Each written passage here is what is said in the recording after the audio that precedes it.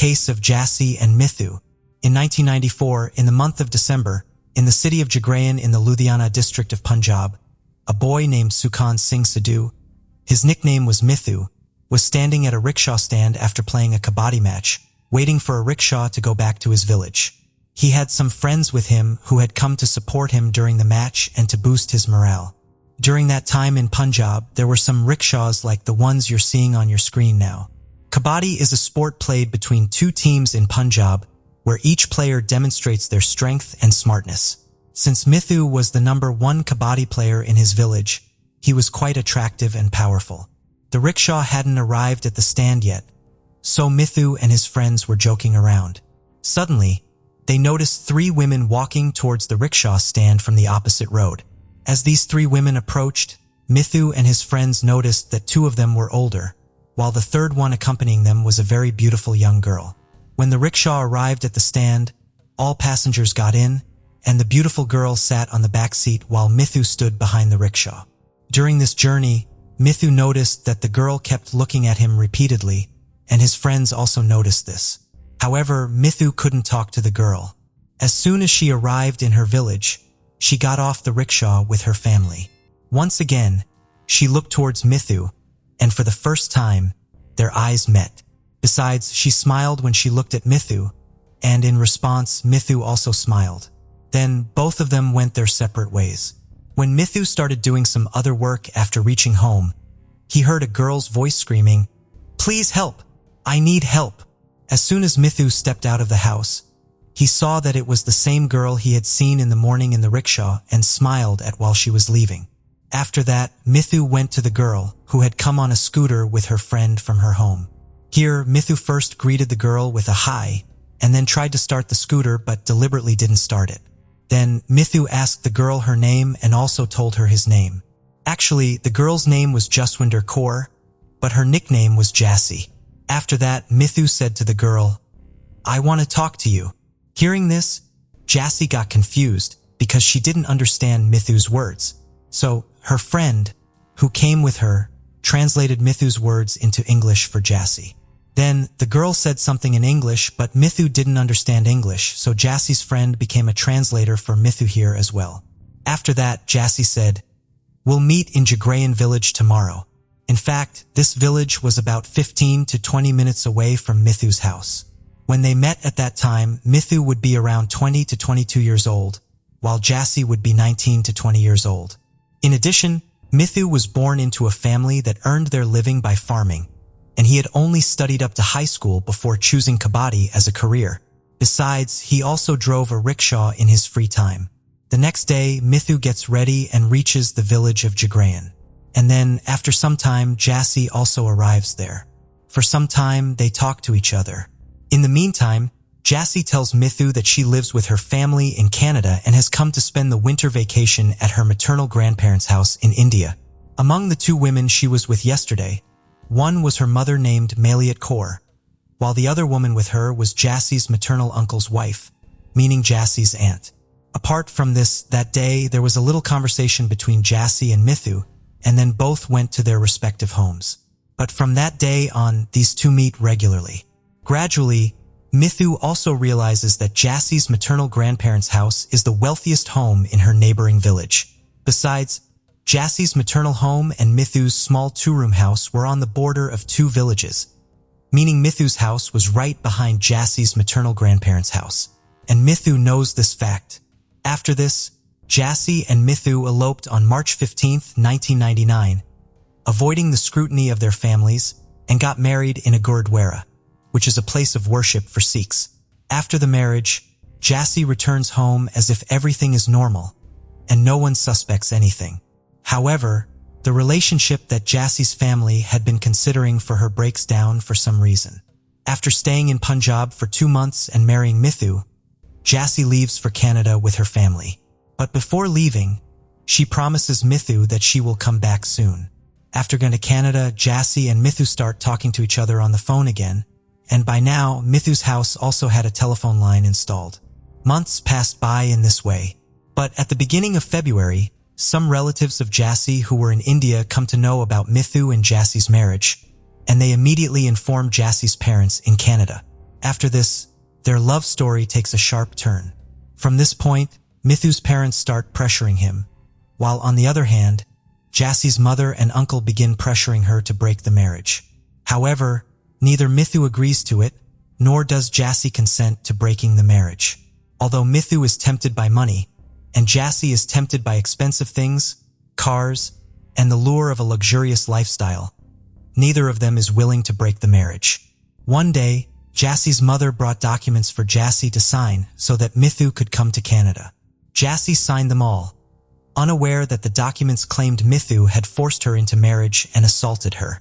Later, Jassie came to Canada with her family. In reality, after Jassie signs this document, her family members send it to the Punjab police in India. And based on it, an FIR, First Information Report, is registered against Mithu for abduction, forced marriage, illegal weapons possession, etc., and he is also arrested. After the arrest, Mithu is brutally beaten in jail and stays there for several months. Meanwhile, when Jassie fails to receive any response to Mithu's letters and is unable to contact him over the phone, she finally learns from a friend that Mithu had been jailed on charges of abduction, forced marriage, and other offenses. Here, Jassie discovers that her mother, Maliat Kaur, had deceived her by obtaining her signature and implicating Mithu, causing significant difficulties for his family and friends. Furthermore, the Punjab police have arrested Mithu's family members from his home and imprisoned them as well. Then, a few days later, Mithu talks to Jassie, where he says to her, "If you wanted to divorce Jassie, you could have just asked me. We got married with your consent, so why did you falsely accuse me?" After this, Jassie tells Mithu the whole story of how her mother and uncle got her to sign the wrong paper deceitfully. But now in Canada, Jassie was kept confined in her own home by her mother and uncle. Then, one day, Jassie gets an opportunity and successfully manages to come to India with the help of the Royal Canadian Mounted Police, RCMP. She then comes to India and testifies in court that Mithu, his family, and his friends are all innocent. "I married Mithu of my own free will." After this statement, everyone, including Mithu, is released from jail. Then Jassie stays in India for some time. This time, Jassie tells Mithu that she will never go back to Canada again. It is said that along with the police, Jassie's father and brother also helped her escape from home. Jassie had come to India and started living with her husband, but both of them also knew that Jassie's family members would not remain silent.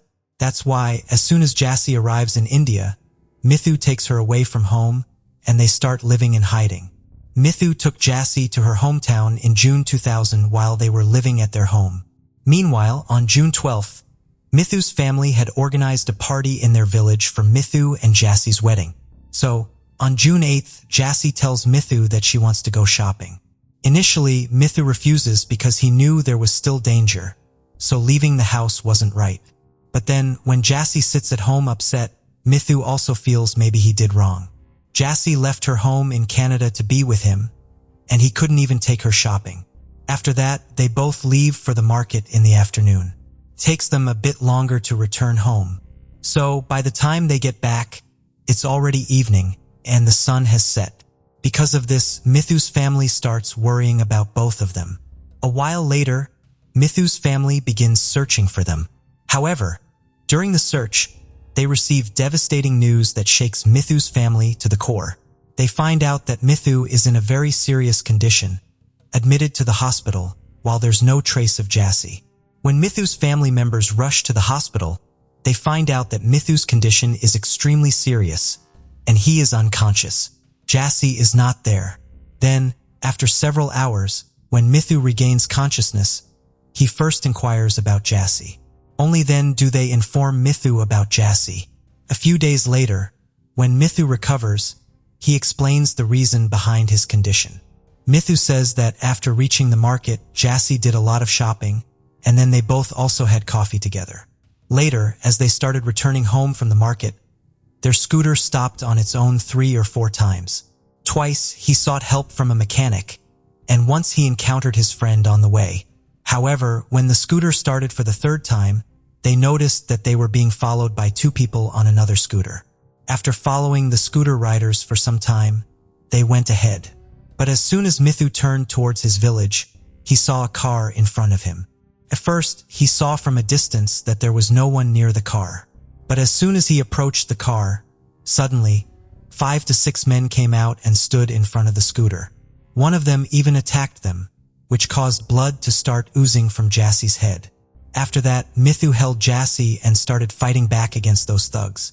But then, one thug also attacked Mithu's head with a large rod from a nearby road. After that, Mithu became unconscious, and those thugs kept beating Mithu. Finally, thinking he was dead, they threw him into the nearby drain. A few hours later, late at night, some laborers passing by noticed Mithu lying there, and they picked him up and took him to the hospital. After learning this story, everyone sets out to find Jassie. This information is also given to the police, and now the police also begin to search for Jassie. After filing cases of assault and abduction against unknown criminals, the next day, on June 9th, Jassie is found, but she was not alive. In fact, Jassie had also been murdered and thrown into a canal, which was 45 kilometers away from her hometown. When Jassie's body is retrieved from there, it is discovered that someone had brutally strangled her to death. Additionally, Jassie's body bore dozens of deep wounds, indicating that she had been tortured cruelly before dying. When Jassie's body is found, the Punjab police also contacts Jassie's family. However, Jassie's mother, Maliat Kaur, and uncle, Surjit Singh, both deny recognizing the deceased as Jassie. But Mithu and his family, along with Jassie's father and brother, confirm that the body is indeed Jassie's. Now, the key question was, who had inflicted such a severe beating on Mithu, and who had brutally murdered Jassie? After Jassie's body was found, the charge of murder was added to the case, and the police embarked on the search for the criminals. During the search, the police managed to apprehend several major criminals in the vicinity based on suspicion. The police were so alert because although Jassie was Mithu's wife, she was actually a Canadian citizen. In the case of Jassie's death, suspicions quickly arose among certain individuals, and the police soon discovered who was involved in Jassie's murder. When the police rigorously interrogated these individuals, some criminals confessed to having committed Jassie's murder themselves and admitted to brutally beating Mithu as well. However, the question remains, who instigated all of this? During the investigation, when the names of certain individuals come up, nobody trusts anyone. Anil Kumar, a gangster involved in this incident, implicates Inspector Joginder Singh of the Punjab Police, claiming that he had given him a contract to kill Mithu a few days earlier. Now, the police immediately start searching for Inspector Joginder Singh and manage to arrest him shortly after. When questioned by the police, Joginder Singh explains that he carried out the murder because he received a phone call from Darshan Singh, Jassie's other uncle who resides in Punjab. Darshan Singh promised him 3 lakh rupees to kill Mithu. Now, the police ask Anil Kumar why he killed Jassie when he was given the contract to kill Mithu. Upon revealing the truth, Anil Kumar and his accomplice leave everyone astonished. Anil Kumar explains that after beating Mithu, they thought he was dead, so they threw him into the nearby drain. Then, following Darshan Singh's orders, they took Jassie to an empty farmhouse. As soon as Jassie regains consciousness upon entering the farmhouse, she begins to search for Mithu. Upon inquiry, the goons inform her that Mithu is dead. Now, they start talking to Jassie's mother, Maliat Kaur, who tells them to wait for a moment, and she will tell them what to do next. After this, Jassie's uncle and her mother have a conversation. And afterward, they called the goons again and instruct them to beat up Jassie and threaten her, besides asking her to testify against Mithu and come back to Canada. Despite being beaten badly by the goons, Jassie still refuses to return to Canada and testify against Mithu. After this, the goons once again talk to Jassie's mother and tell her that Jassie is not willing to listen to them. After this, Jassie's mother tells the goons that if Jassie doesn't listen to anything, they can kill her too. Initially, the goons refused to do so because their deal was only to kill Mithu for 3 lakh rupees. But Jassie's uncle, Surjit Singh, says a separate 3 lakh rupees will be given to them for Jassie's murder. After that, the goons brutally beat Jassie, attacking her body with swords, knives, and pieces of glass. Jassie is tortured badly, and finally, one of the goons strangles her to death. Jassie dies, and her body is lifted and thrown into a distant canal. Following this revelation, 13 people, including Jassie's maternal uncle, Darshan Singh, who resides in India, are arrested in this murder case. They are charged with abduction and murder, among other offenses. Jassie's mother, Maliat Kaur, and her uncle, Surjit Singh, who live in Canada, are also considered prime suspects. Now, since the victim and the accused had relations in Canada as well, the trial of this case begins in both India and Canada. During the trial in India, it is proven that when Jassie refused to leave for Canada without Mithu, Jassie's mother Maliat Kaur and uncle Surjit Singh planned that if Mithu is killed, Jassie will surely come back. After this, Surjit Singh contacts his brother Darshan Singh in India and assigns him the task of getting Mithu killed. Afterward, he contacts Inspector Joginder Singh of the Punjab Police and seeks his assistance in this matter. Following this, Inspector Joginder Singh arranges a meeting between Darshan Singh and a contract killer named Anil Varma. Subsequently, Anil, along with his gang, executes this incident. After a lengthy trial on October 21, 2005, the Sungura court sentences 11 out of 12 people as guilty. Among the convicted individuals are Jassie's other maternal uncle Darshan Singh, Police Inspector Joginder Singh, and contract killer Anil Varma. However, as time progresses, these individuals challenge the verdict of the lower court in the Punjab and Haryana High Court, where almost all the accused are granted bail one by one. In the end, only Jassie's other maternal uncle Darshan Singh, Inspector Joginder Singh, and contract killer Anil Kumar are deemed guilty and sentenced to imprisonment. However, all the convicted individuals challenged this decision of the High Court in the Supreme Court. Subsequently, proceedings begin here as well. And on April 16, 2015, Darshan Singh is acquitted and discharged. However, the rest of the defendants do not receive relief from here, and their sentence remains upheld. Apart from this, before delving into what happens in the courts of Canada, let's take a step back in the case. Due to being severely injured in the attack, Mithu remains hospitalized for a long time. While staying in the hospital, Jassie's final rites are also performed. However, as soon as Mithu recovers and returns home from the hospital, a series of 7 cases are filed against him one after another. There were some cases of illegal weapon possession with allegations of drug selling against Mithu, and pressure is also built by the police and Jassie's relatives to retract his statement and end the case. However, Mithu doesn't yield to anyone's persuasion and continues with the case. Meanwhile, in February 2004, a woman accused Mithu of rape. Upon these allegations, Mithu is immediately arrested and sentenced to Ludhiana Central Jail. Mithu stays in this jail for the next 4 years. But after 4 years, it is proven in court that the woman who accused Mithu of rape had connections with Jassie's maternal family, and she falsely accused Mithu for money. After this revelation, Mithu is released from jail after serving 4 years. However, despite this, there were still some cases pending against Mithu, and he continued to have dealings with the jail during this time. Besides Mithu, his brothers also faced different allegations, and behind these accusations was Jassie's uncle, Surjit Singh. When Mithu doesn't fear even fake cases and threats, around 2012, attempts are made to buy him off. In this case, Jassie's family offers Mithu 10 million rupees and a prime location of 14 acres of land to change their statement. However, Mithu remains steadfast and continues the fight for justice. Maliat Kaur and Surjit Singh, the main suspects residing in Canada, were extradited to India for the trial of Jassie's murder case, which began on January 6, 2012, in Canada. The police in Maple Ridge arrested Jassie's mother, Maliat Kaur, and her uncle, Surjit Singh, for conspiring against Jassie and arranging her murder. After 2 years, on September 9, 2014, the Supreme Court of British Columbia approves their extradition to India. Both suspects then appeal to the Supreme Court of Canada, which stays the lower court's decision and starts a new trial. On September 8, 2017, the Supreme Court of Canada orders Maliat Kaur and Surjit Singh to be sent back to India to face the charges. After the decision of the Supreme Court of Canada, 3 police officers from Punjab immediately depart for Canada to take the accused into custody.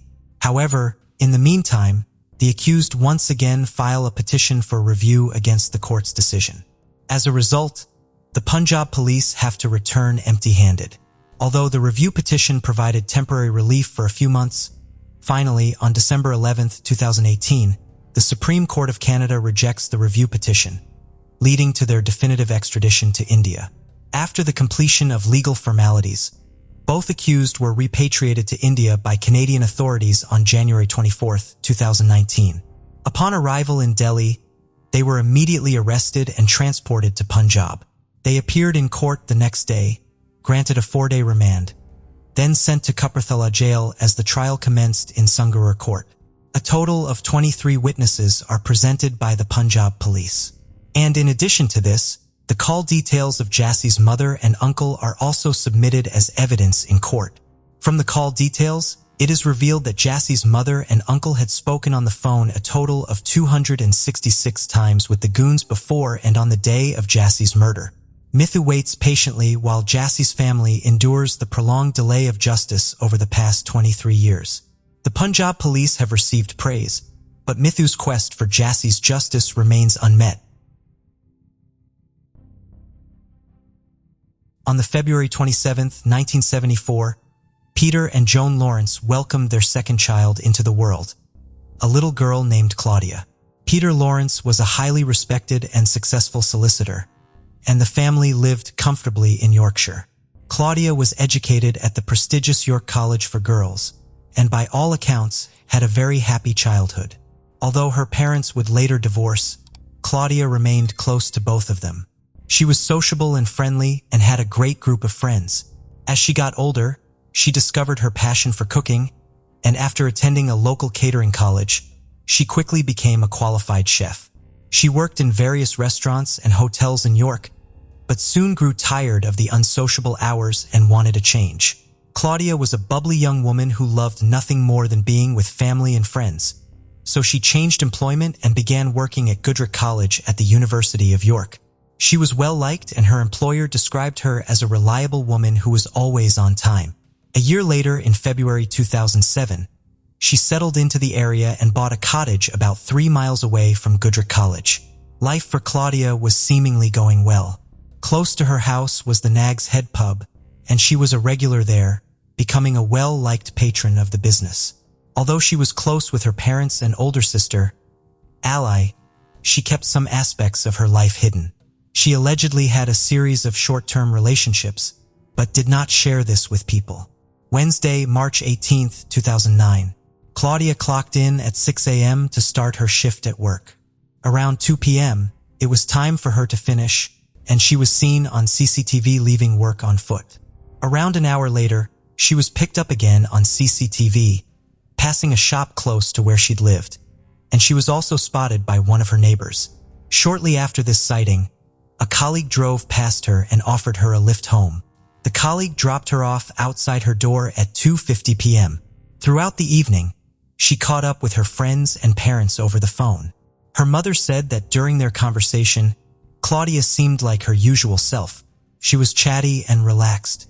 Mother's Day was coming up, and they discussed what they wanted to do to celebrate. Claudia told her mom that as her car was out of action and being repaired, she would need to be in bed early if she had to walk to work the next day. The following morning rolled around, and as it approached 6 a.m., the always punctual Claudia failed to turn up. Her manager knew this was out of character and called her mobile to check on her. Although her phone rang, it redirected to her voicemail.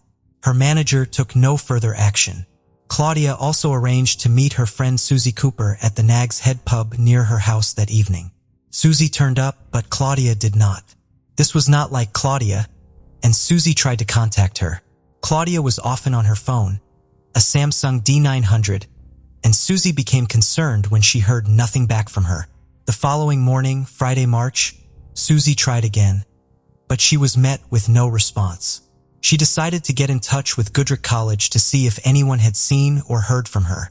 She was deeply worried when they discovered that Claudia had not been to work for the last 2 days. Susie contacted Claudia's father, Peter, that day to let him know that she hadn't been to work, and people couldn't get hold of her. Peter traveled to Claudia's home where he and Susie did a search of the house.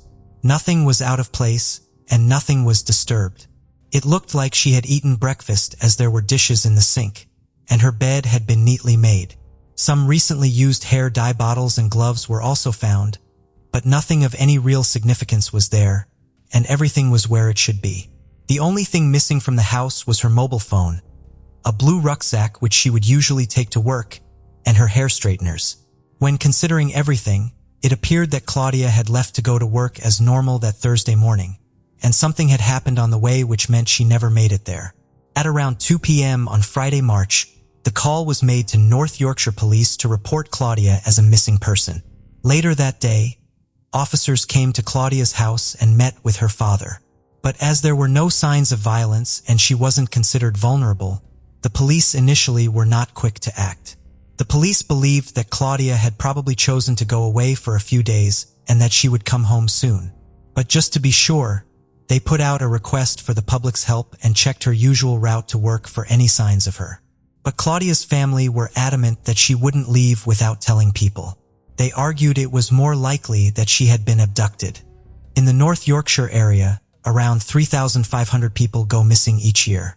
The vast majority eventually turn up after taking a few days or weeks away, and the police thought that this could have been what Claudia had done. But as time went on and no sign of her was found, and she hadn't contacted anyone, this was soon dismissed. The police had several theories about what could have potentially happened to Claudia. One theory was that she hadn't been met with foul play, but had had an accident or other medical incident on her way to work. This was soon ruled out by the police, however, as they thoroughly checked her routes and found no sign of her. Weeks would pass, and with no sign of Claudia, 5 weeks after she vanished, the police changed their inquiry.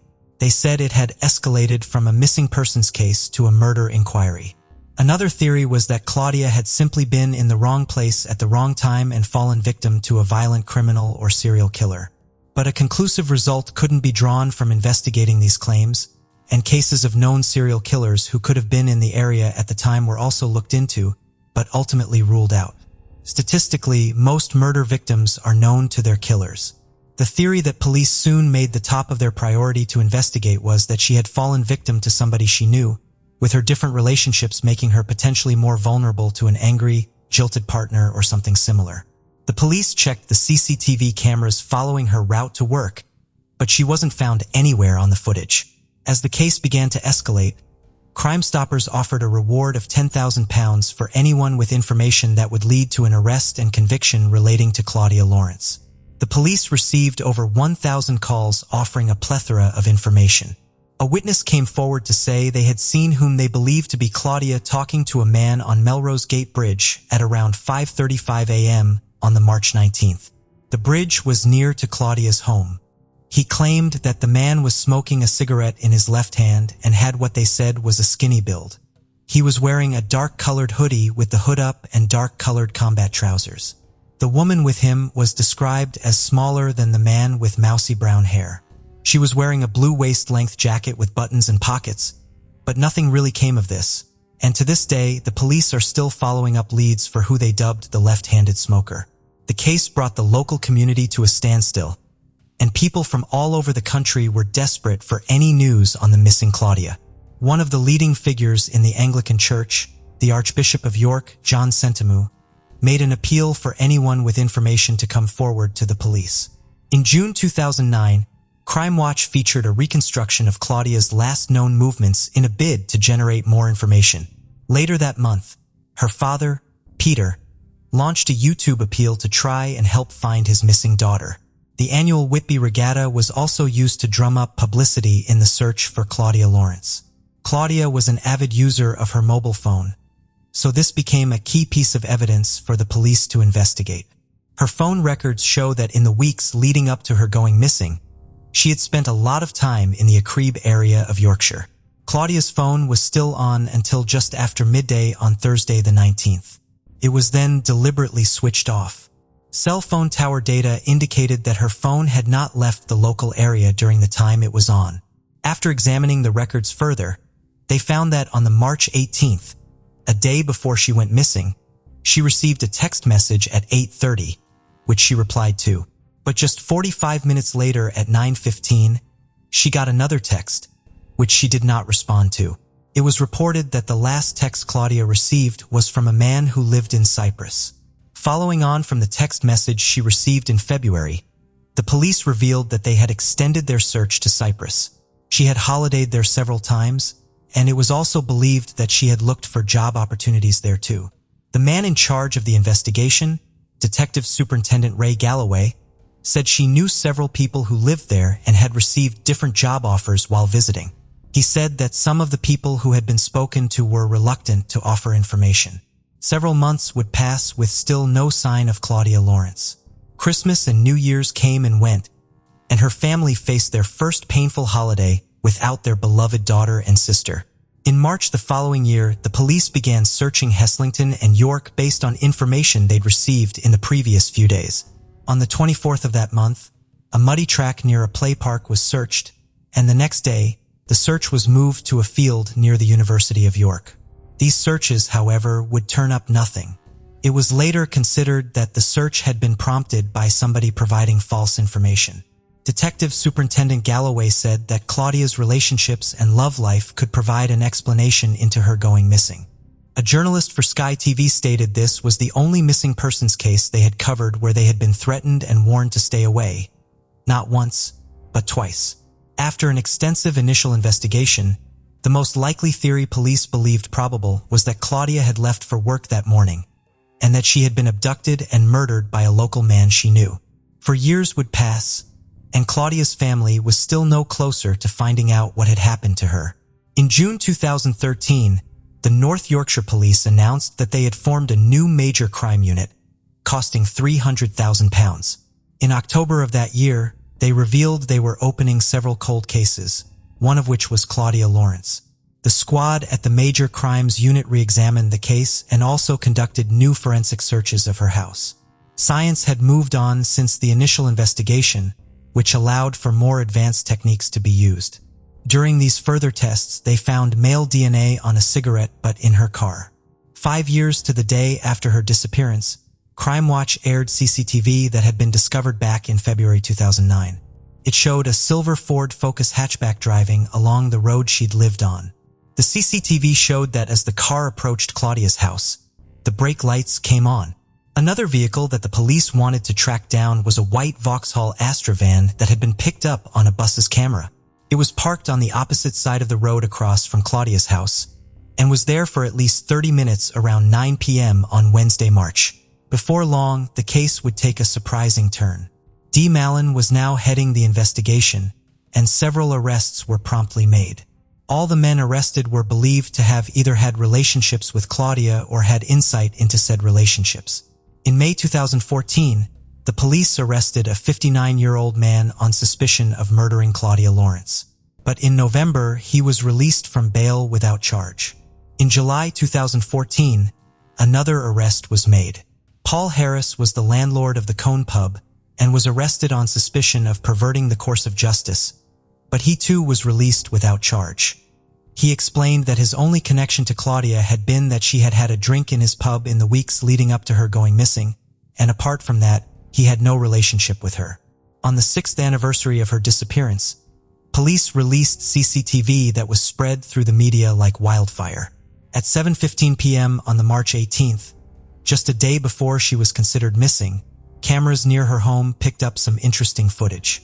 The footage shows an area near an alleyway at the back of Claudia's house. A person is seen walking towards the alley. Just over a minute later, they walk back out. Someone else is crossing the road ahead, and the person walking pauses to let them pass. The footage unsettled many, and the police urged the public to help find who these two people were. On the same CCTV camera around 10 hours later at 5:07 a.m., someone is spotted again walking backwards and forwards from the same alley behind Claudia's house. The police wondered if this was the same person, and what, if any, relevance this bore to the disappearance of Claudia. If it was of any relevance, this could have been linked to the witness that claimed to see someone they thought may have been Claudia talking to a male that was smoking on Melrose Gate Bridge. The timing was just 20 minutes apart and in the same location by her house. In February 2016, the North Yorkshire Police took the case to the Crown Prosecution Service. asking that 4 men be charged and put on trial for the murder of Claudia Lawrence. The Crown Prosecution Service refused, saying there was a lack of sufficient evidence. The 4 men had drank at the Nag's Head pub, but denied being involved in Claudia going missing. The police said that witnesses had refused to cooperate, and the second investigation was ended soon after. Stephen Fulcher was the senior investigating officer into the crimes committed by notorious murderer Christopher Hollowell.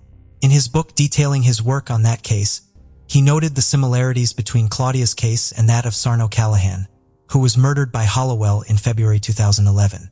He was also convicted of the murder of Becky Gooden in February 2016. Christopher Hollowell was interviewed about Claudia in prison and flatly denied he had played any part in her disappearance and possible murder. The witness's account of seeing a skinny male smoking a cigarette with his left hand on Melrose Gate Bridge fit the physical description of Hollowell. Despite many people's theories surrounding Hollowell's possible involvement in the case, both North Yorkshire Police and Wiltshire Police have said there is no evidence to link Hollowell to the disappearance of Claudia Lawrence.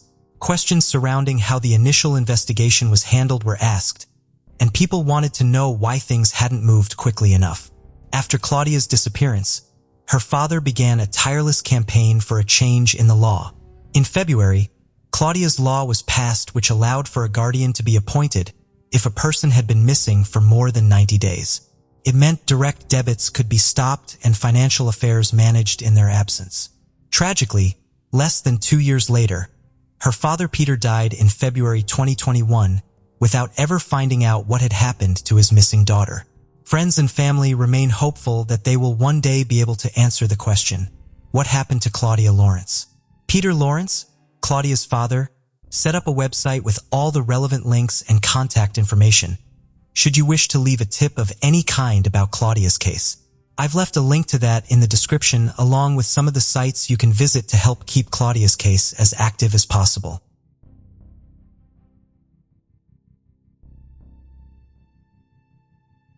Jamie Hahn was born on October 25, 1983.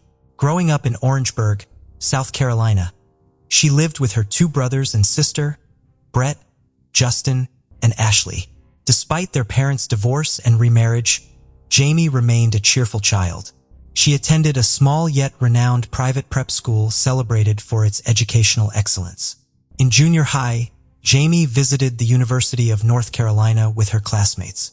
She instantly fell in love with the campus and aspired to attend. Even as a student, she aimed to impact others' lives by joining the board of the Center of Hope to support troubled teens. Later on, Jamie engaged in various political campaigns. One notable campaign was Senator John Edwards' 2008 presidential run, a competitor to Obama. During this campaign, Jamie emerged as a prominent figure in North Carolina's Democratic Party. During one campaign, she met Nation and formed a deep professional relationship with him that later evolved from platonic to romantic. For months after their romantic moment, they announced their engagement and married on April 18, 2009. Their intense love was anchored in a deep friendship. Jamie and Nation thrived in their respective careers. Jamie ran her own political fundraising consulting firm, while Nation was a well-known online strategist, aiding politicians and nonprofits with their campaigns. Described by friends and acquaintances as exceptionally kind, tender, and generous, the couple was well regarded. They took their marriage vows seriously and actively participated in projects like the Coalition to Protect Young Families in North Carolina. Although they were childless at that time, Jamie and Nation planned on starting a family soon. They both enjoyed vibrant social lives. Jamie was known among her friends and family as a compassionate individual who had the ability to spread happiness wherever she went. Her talent and enthusiasm for politics led many to foresee a promising future for her. However, unexpectedly, their seemingly perfect world suddenly fell apart on April 22, 2013. Around 5:20 p.m., Jamie frantically ran from her house and sprinted a few dozen meters before collapsing unconscious in a neighbor's yard. Her body was drenched in blood. Onlookers on the street were shocked by the scene and shouted for someone to call 911. A neighbor, who saw the turmoil unfolding in his yard, immediately phoned emergency services. Through Jameen's disoriented words, He understood that someone named John, who seemed to still be inside her house, had assaulted her with a knife. He quickly applied a towel to the numerous wounds on her abdomen and urgently summoned an ambulance and the police. Arriving patrol officers traced the blood from the neighbor's yard back to the Hahn residence. Encircling the house, they commanded the individual inside to exit with hands raised. Moments later, a disheveled bald man emerged on the porch. The officers noted he bore wrist injuries and a stab wound in his abdomen. Due to his injuries, this unidentified man was transported to the hospital in an ambulance, escorted by a police officer. En route to the hospital, the wounded man grew distressed and tearful, expressing regret that this hadn't occurred sooner, and repeatedly murmuring a desire to die. Following his medical treatment, the police endeavored to ascertain his identity, reasons for being in the Hahn residence, and circumstances leading to this tragic event.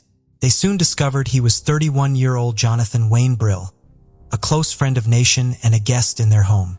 Jameen also knew John well. She had employed him as an accountant in her political consulting firm after he relocated to North Carolina. The couple had generously offered him accommodation in their home until he could find his own place. Nation and John hailed from the same hometown and crossed paths in 2000 during a church trip. Despite a 4-year age gap, they quickly struck up a friendship. As it often happens with childhood friends, they drifted apart when one went off to college, but rekindled their bond post-graduation. They became virtually inseparable. Jonathan even had the honor of being the best man at Nation and Jamine's wedding. In April 2009, the trio was akin to the Three Musketeers, following the ethos of one for all and all for one. They shared vacations, regular Monday dinners, and celebrated holidays together. To some neighbors, Jonathan seemed almost like an extension of the Hahn family, given how much time he spent at their home. This deep, seemingly unbreakable bond makes the violent incident that left all three with stab wounds in their own home all the more perplexing and tragic. Every Monday, Jamie and Nation would host their mutual friend Jonathan for dinner. On that particular day, Broyhill arrived earlier than usual with the intention of discussing recent campaign details with Jamie. The friends were deeply concerned about John's well-being as he had confided in them about his diagnosis of pancreatic cancer, a notably aggressive and often terminal disease. The Hahns, in their caring nature, accompanied Jonathan to his medical appointments and were consistently present, offering every possible support in his arduous battle for life. There was an instance when Jamie, overwhelmed with emotion, asked Nation if they should consider having a child soon so that their future offspring might have the chance to know Jonathan. Such was their affection and regard for their friend. They wished even their yet-to-be-born child could have the opportunity to bond with him. The recent diagnosis of cancer was a harsh blow, but it wasn't the health challenge Brill had encountered. Over the years, John had experienced multiple hospitalizations. He had once revealed to Nation that he was diagnosed with multiple sclerosis during a gallbladder operation. Consequently, the Hahns invited Jonathan to live with them temporarily, offering care and support until his health improved. On that fateful Monday, Jamie and Jonathan were already engaged in work-related discussions in the kitchen when Nation arrived home and headed upstairs to change. Nation was startled by Jamie's screams calling out his, and then John's name. Assuming that Brill may have fallen ill given his medical condition, Nation hurried downstairs midway. He was met with Jameen's terror-stricken voice, crying out that someone was trying to stab her. Rushing into the kitchen, Nation was confronted with the horrifying sight of his wife on the floor, bleeding profusely. John stood over her, wielding a large kitchen knife. As Brill started advancing towards Nation, knife raised threateningly. Nation froze in disbelief. How could such a nightmare unfold in mere minutes? In a desperate act of self-defense, Nation grabbed the knife blade with one hand, while striking John in the face with his other hand. Amidst this chaos, he frantically urged Jermaine to run for safety. Attempting to subdue a man who until moments ago was his closest friend seemed almost unreal.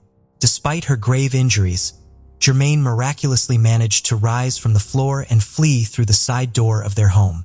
Once she was out, Nation, overcoming shock and tumult, pushed Jonathan aside and hurried after his wife. Outside, Jamine desperately made her way to the nearest neighbor's house for help. Unfortunately, no one responded to her urgent knocking. Summoning her remaining strength, she attempted to reach the next house, but collapsed unconscious in their yard due to her overwhelming injuries.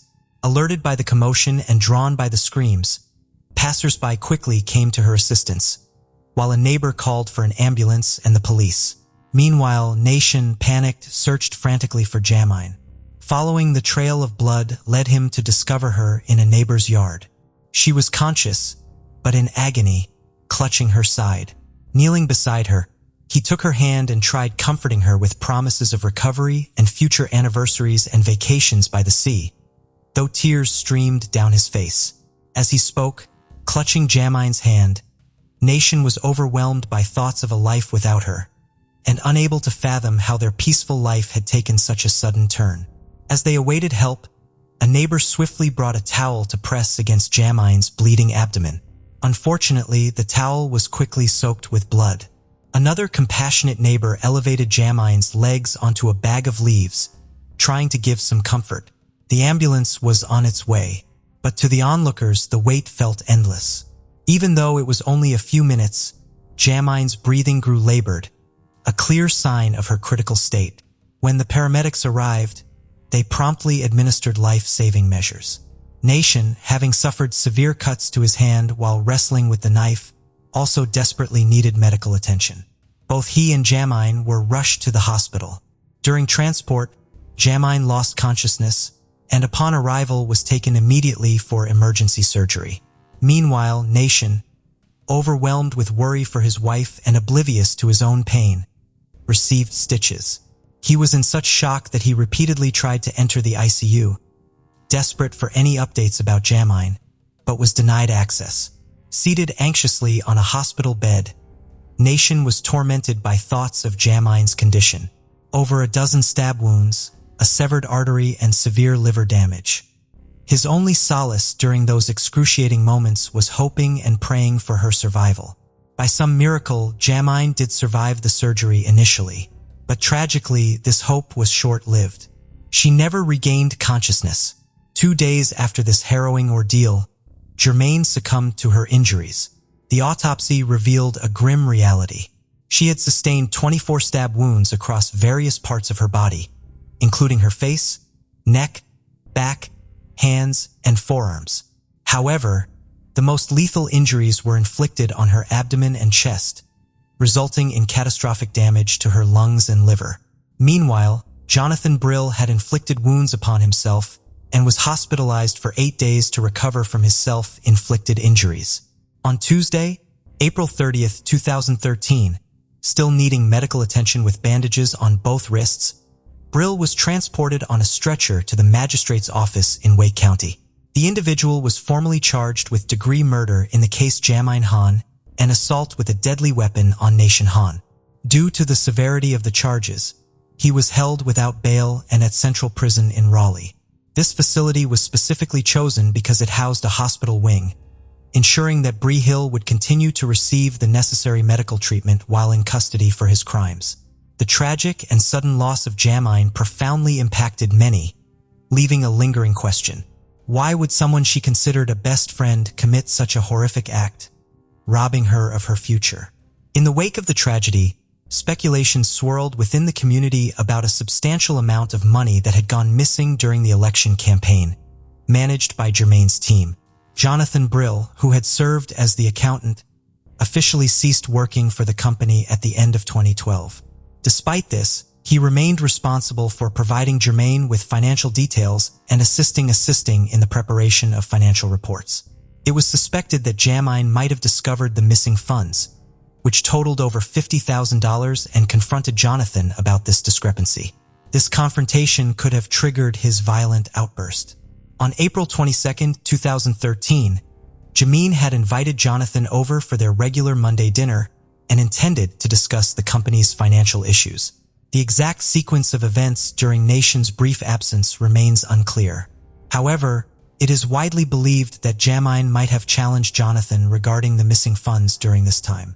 As time passed, Nation's physical wounds began to heal, but emotional and psychological scars remained deep and unhealing. 6 months following this devastating event, Jamine's family and nations, her grieving husband, scattered her ashes near Pulaski Memorial Baptist Church. This place was significant because Jamine had dedicated her time and efforts as a volunteer there. In a poignant twist of fate, just a week before the tragedy, the Hahns had requested the church's pastor to pray for Jonathan, who they believed was battling cancer. Did they know that soon it would be they who needed the prayers of their community in the wake of such an unimaginable loss? The nation had to grapple with the truth that an individual he had known from childhood, whom he saw as his dearest friend, had completely shattered his life, and even more heartbreakingly, claimed the life of the woman he adored more than anything in the world. According to Nation, Jamine was his anchor, his backbone, and his soulmate. He couldn't fathom how the sun could continue to glow without her. The trial of Brill commenced on March 4, 2015. The district attorney informed the jury that Jonathan, serving as Jenny's financial manager, had written 39 checks to himself, misappropriating around $50,000, the identical sum missing from the account. To rationalize his deeds, Brielle claimed various health issues including brain impairment from multiple sclerosis, memory deficits, a gallbladder operation, and pancreatic cancer. Compassionate Jamie refrained from confronting John about such a sensitive matter during his challenging times. She tactfully sidestepped the issue, hoping Brill would identify and rectify the mistake. All seemed normal until she got a call from a debt collector. Then the district attorney unveiled a startling truth. The preceding year, the defendant's hospitalization occurred when he was admitted following an episode at Hans's residence. Prior to that, Jonathan hadn't sought any medical treatment, as his health records confirmed. All along, he had deceived Jamie and Nation about his health conditions. No gallbladder operation, no multiple sclerosis, and no cancer, but merely a manifest mental disorder and something dreadful. Within the search history revealed that the man had been seeking information on pancreatic cancer and specialists in this particular field, evidently to lend credibility to his falsehoods. He also looked up cruises that could be taken without a passport. John had arranged a one-way journey to Las Vegas for April 23rd, but canceled it on the 22nd, merely 2 hours before assaulting Jamie with a knife. Jonathan admitted to the authorities that he had indeed misappropriated the campaign funds and fabricated all his medical conditions. When the Hahns escorted him to medical appointments, waiting in the car as devoted, caring friends, he merely roamed the hospital halls. In recent times, Jonathan grappled with depression and suicidal inclinations. He confessed to being tormented by voices urging him to harm others. He purchased the knife for himself, supposedly planning to use it in Vegas to end his life. Yet, he believed Jamine would confront him about the financial irregularities. When she did, he began to inflict wounds on himself. Jamine attempted to intervene, but at that point, he was so deranged and furious that he started assaulting his friend impulsively. Jonathan recalled attacking Jamie, yet parts of this episode were wiped from his memory. His lawyer and Jonathan himself realized that fully dismissing the charges was unfeasible due to the overwhelming evidence of his guilt. Still, they aimed to argue for temporary insanity to lessen the sentence. Before the jury retired to deliberate, Nation Hahn was allowed to speak. With a voice filled with sorrow, he expressed, "We lock our doors at night to block out the world's evil, but it's chilling to think what occurs when evil holds the key." He addressed these words to his former best friend. On March 19, 2015, the jury announced their decision. They ruled Jonathan Brill guilty of degree murder of Jamie Hahn and the attempted murder of Nation Hahn. The judge issued a life sentence without parole. Jamine's intentions were utterly pure, and her death was so senseless that even Jonathan later acknowledged in an interview that if he had been honest with the Hahns, she would have forgiven him. Suddenly, their closest friend became their worst fear. This story defies any rational explanation.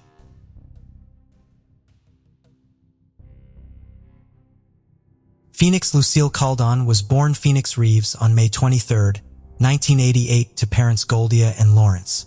Her father Lawrence adopted her soon after she was born, and her name was changed to Caldon. She was born in California, but the family moved to an area of Spanish for Lawrence's job. She was an only child. Inquisitive, bright, and creative, Phoenix showed incredible talent and promise from a young age. The Coldens were a deeply spiritual and religious family, and Phoenix would attend church regularly, and she was also in the choir. Friends of Phoenix said she led a very disciplined life, and that her parents, although were loving and supportive, were also very strict with high expectations.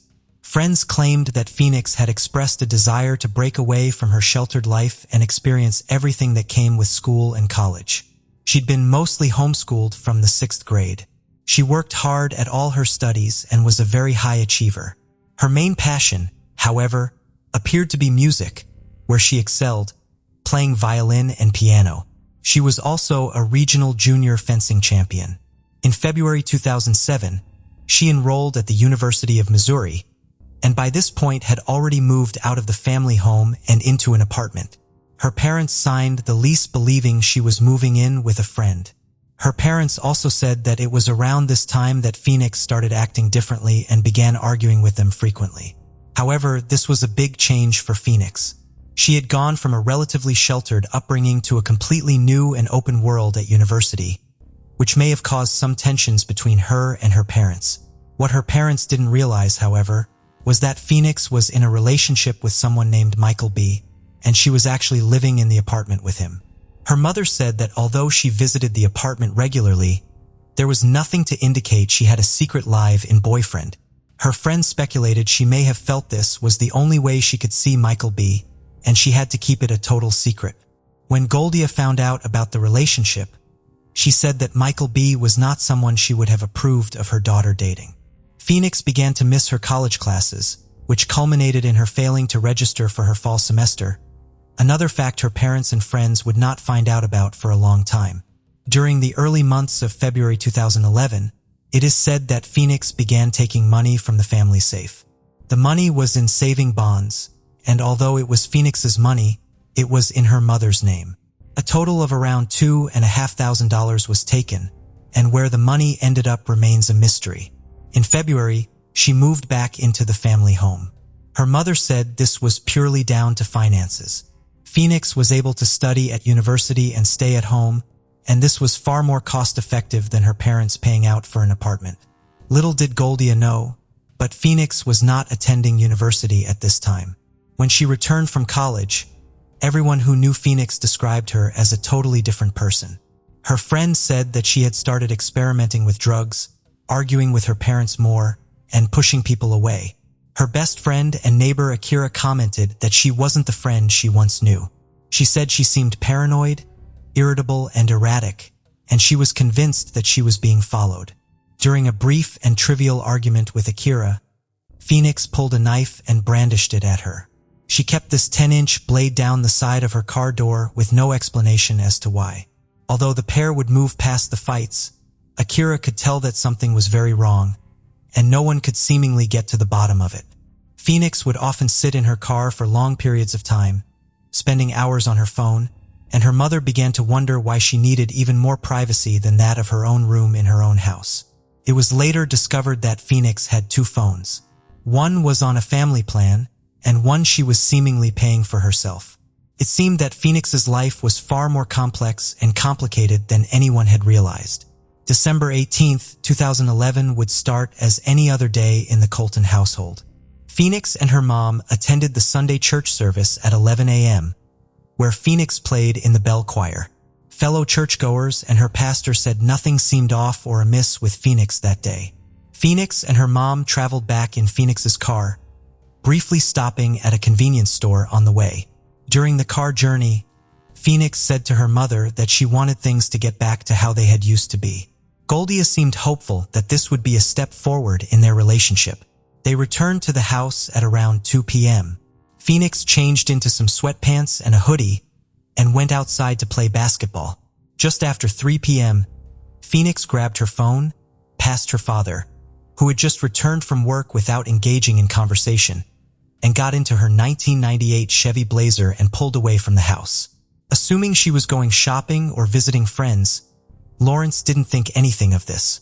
But sadly, this would be the last time he would ever see his daughter, and that is where the December 18th takes a sinister turn. Phoenix always stuck to her parents' curfew of 1 a.m. and had never stayed away from the house all night. And when she still wasn't home the following morning, Claudia knew in her gut that something serious had happened to her child. When she phoned the St. Louis County Police Department to report her daughter as missing, she was met with a lot of pushback. The officer who took the call told Claudia that Phoenix was a 23-year-old woman and was old enough to make her own decisions about where she went. But Claudia knew despite this was simply not in her daughter's nature, and her age was irrelevant. The officer ran Phoenix's car number plate through the system and said it hadn't turned up anything. Claudia and Lawrence were now frantic with worry, so decided to take matters into their own hands. They phoned around the hospitals to see if anyone fitting her description had been admitted and began circulating flyers. They contacted various television networks begging for her case to be circulated, but the networks failed to pick up the case.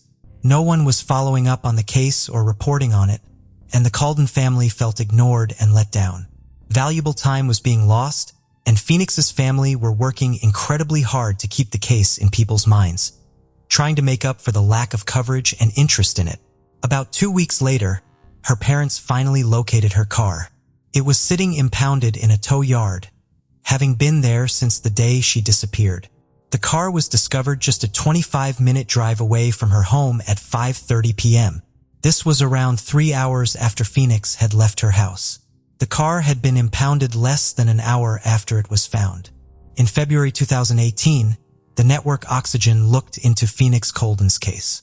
Investigative reporter Chandria Thomas and retired police chief Joseph Delia headed the investigation and began uncovering more information. Chandria Thomas was actually a huge reason that Phoenix's case was brought to the media's attention, and she fought hard to keep it there too. Joe and Chandria looked into the state of Phoenix's car was found in. There have been many convicting stories surrounding the car since the start of the search for Phoenix. It was originally reported to have been found on the side of the road.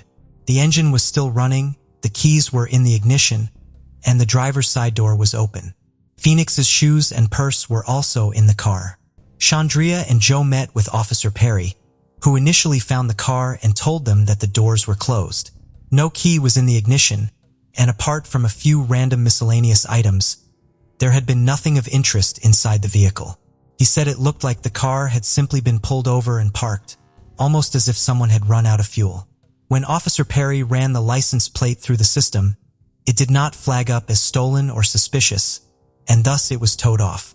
The reason this may not have flagged up was that the car was now in a different area that had a separate police department, meaning any connections to the missing Phoenix in Spanish Lake would likely not have been made. At the time the car was found, Phoenix was not yet listed as a missing person either. One thing that was determined about the car was that the only DNA found inside belonged to Phoenix and her parents. The location of her car rang alarm bells with Claudia. It was in a derelict, run-down, and dangerous area of East St. Louis, known for crime and drugs. And her mother said she would have had no business being in that part of town. Had the car been stolen, driven there, and dumped? Had she driven it there herself and left it? Or had she been snatched from inside the car? More evidence was garnered from the 2018 review of the case regarding her phone records. On the December 17th, just a day before she was last seen, she made a total of 10 phone calls to her secret boyfriend, Michael B., using the phone on her family plan. That final call was 116 minutes long. On the December 18th, 2011, phone records again showed that the last person she spoke to using the phone on her family plan was again Michael B. This call was made at 1:46 p.m. and lasted just 1 minute. It appeared from looking at the phone records that this was the last call Phoenix ever made from that phone. Although officers said they were keeping any further information about the phone records and coordinates of the phone close to their chest, while the case is still being investigated. Although people initially reported that Phoenix's boyfriend, Michael B., had been evasive, the investigating officers reported he was actually very cooperative, and they were confident that he was in no way involved in Phoenix's disappearance. A theory that was presented early on, one that remains a theory to this day, was that she had potentially been taken by a human trafficking gang. The St. Louis area remains one of the top areas in the country for human trafficking, and this fact couldn't be overlooked. The highway close to where her car had been found, Interstate 70, is referred to as the trafficking highway. This theory was further fueled when a picture of her allegedly began circulating on a sex website. But it is believed that this was most likely nothing more than a nasty hoax. Another common thought was that the pressure in Phoenix's life had resulted in her wanting to start afresh and leave everything behind. Her best friend, Akira, said that Phoenix had told her she'd wanted to pack her things and leave. But to where? Phoenix never said. The theory that she may have ran away has always been disputed by her family. Akira would also claim that Phoenix was secretly seeing another man alongside Michael B. His name was also Mike, and he was referred to as Cell Phone Mike. Akira believed this new relationship was most likely the reason for the second phone. One of Cell Phone Mike's ex-girlfriends was interviewed, and she said that Mike had been violent with her during their relationship, resulting in her filing a restraining order against him. She alleged that Mike had taken an interest in Phoenix's case and would often look it up online. When she asked him about Phoenix, he replied, "Why are you worrying about someone who's dead?" It remains unknown if he had any involvement in Phoenix Colden's disappearance, or if he was just making a speculative, albeit crass, comment. In a now infamous and haunting video, Phoenix films herself as she sits in the car. The full video has never been released, but Chandria Thomas and Joe Delia looked into it closely during their investigation. They took the video to an audio engineer to get a full and clear understanding of what it was Phoenix had said. She asks God to help her accept the things she cannot change and says, "I probably would have been in a better situation if I would have just stuck with how I used to be." She goes on to say, "The only person that won't let me down is me." She is clearly very emotional and distressed, and it was evident that Phoenix was struggling deeply with something. The video was recorded just 1 month before she disappeared. In March 2014, a reported sighting of Phoenix came in. One of Phoenix's friends from church was getting ready to fly back from Vegas, and all the passengers were boarding the plane. As she sat down, she says Phoenix walked past her in the aisle with a group of women and 2 older men. Her friend said she called out her name, and the lady turned around and looked at her. She said, "Sorry, do I look like someone?" and carried on walking. Her friend noted that the women all looked similar to Phoenix, and the men appeared to be around 10 years older than the women. When she got off the plane, she ran straight to the service desk and reported that she had seen a missing person. Although the police quickly began searching the area, no trace of the woman in question was ever found. Her friend said on a scale of 1 to 10 of how confident she was that it was Phoenix Coldham, she was a definite 9. Many tips came in that would lead the family and police nowhere. Everything from fake phone calls with people pretending to be the missing Phoenix, to tip-offs claiming that Phoenix was involved in a cult and couldn't escape. But one tip in particular would cost the Coldens dearly. A man provided seemingly credible information about Phoenix's whereabouts, and Goldner and Lawrence spent their remaining savings on a private investigator to follow up on this lead.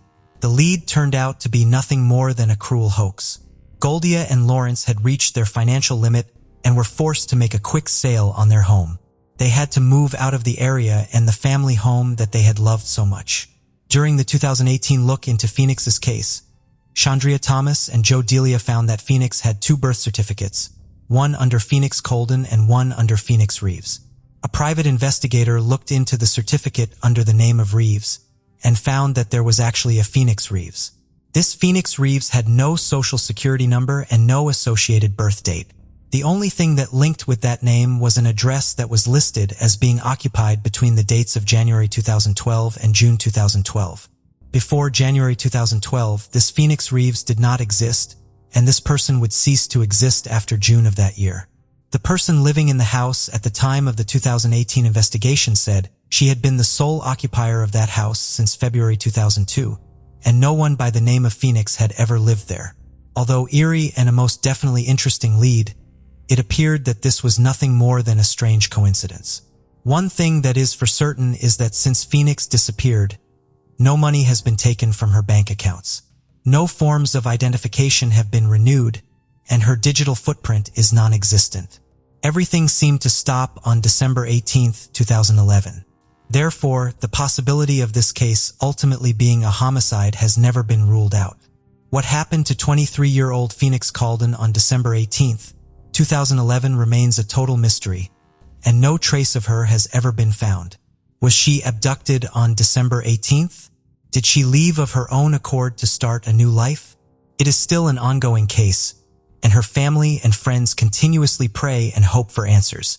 Her parents believe that she is still alive and being held somewhere against her will.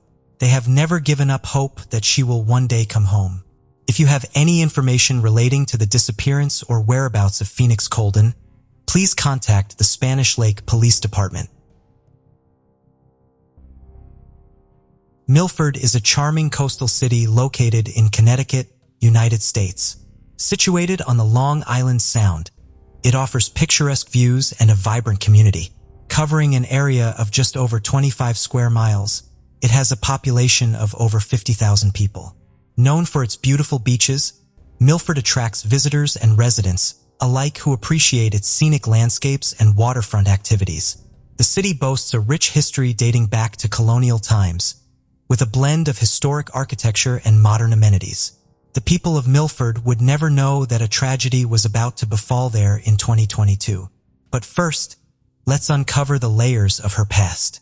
Julie Monig entered the world on July 19, 1982 in the charming town of Goshen, New York.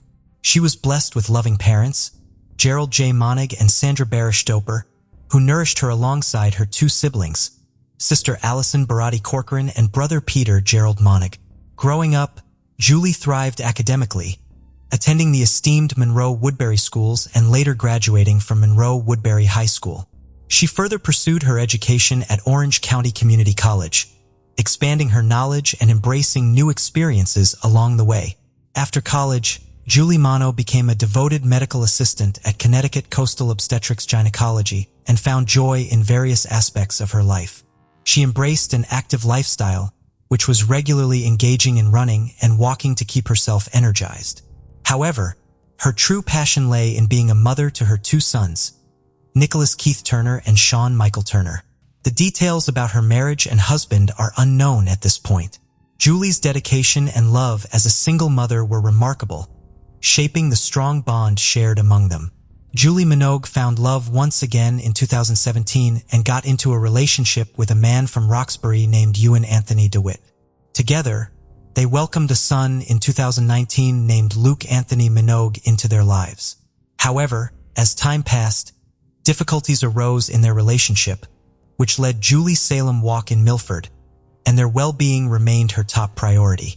In 2022, Nicholas, the eldest son, was 21 years old and had bravely served his country in the Coast Guard, while Sean, at 17 years old, was a vibrant young man and was thriving as a high school senior. Her son with Ewan, Luke, was 3 and a bright light in their household. Julie herself was 40, and all seemed well for her and her 3 boys. But tragedy was waiting just around the corner. Late at night on December 6, 2022, 17-year-old Nicholas Minogue was startled awake by chilling screams. He didn't wake up at the first noise, and he dismissed it thinking that it could just be echoes from the neighborhood. But the cries were growing louder and more urgent, and he realized something was terribly wrong. Concerned about his mother's safety, Nicholas rushed down the stairs. As he descended, amidst the darkness, he caught a glimpse of a chilling scene. A man wielding an axe and his mother lying on the floor, her body drenched in blood.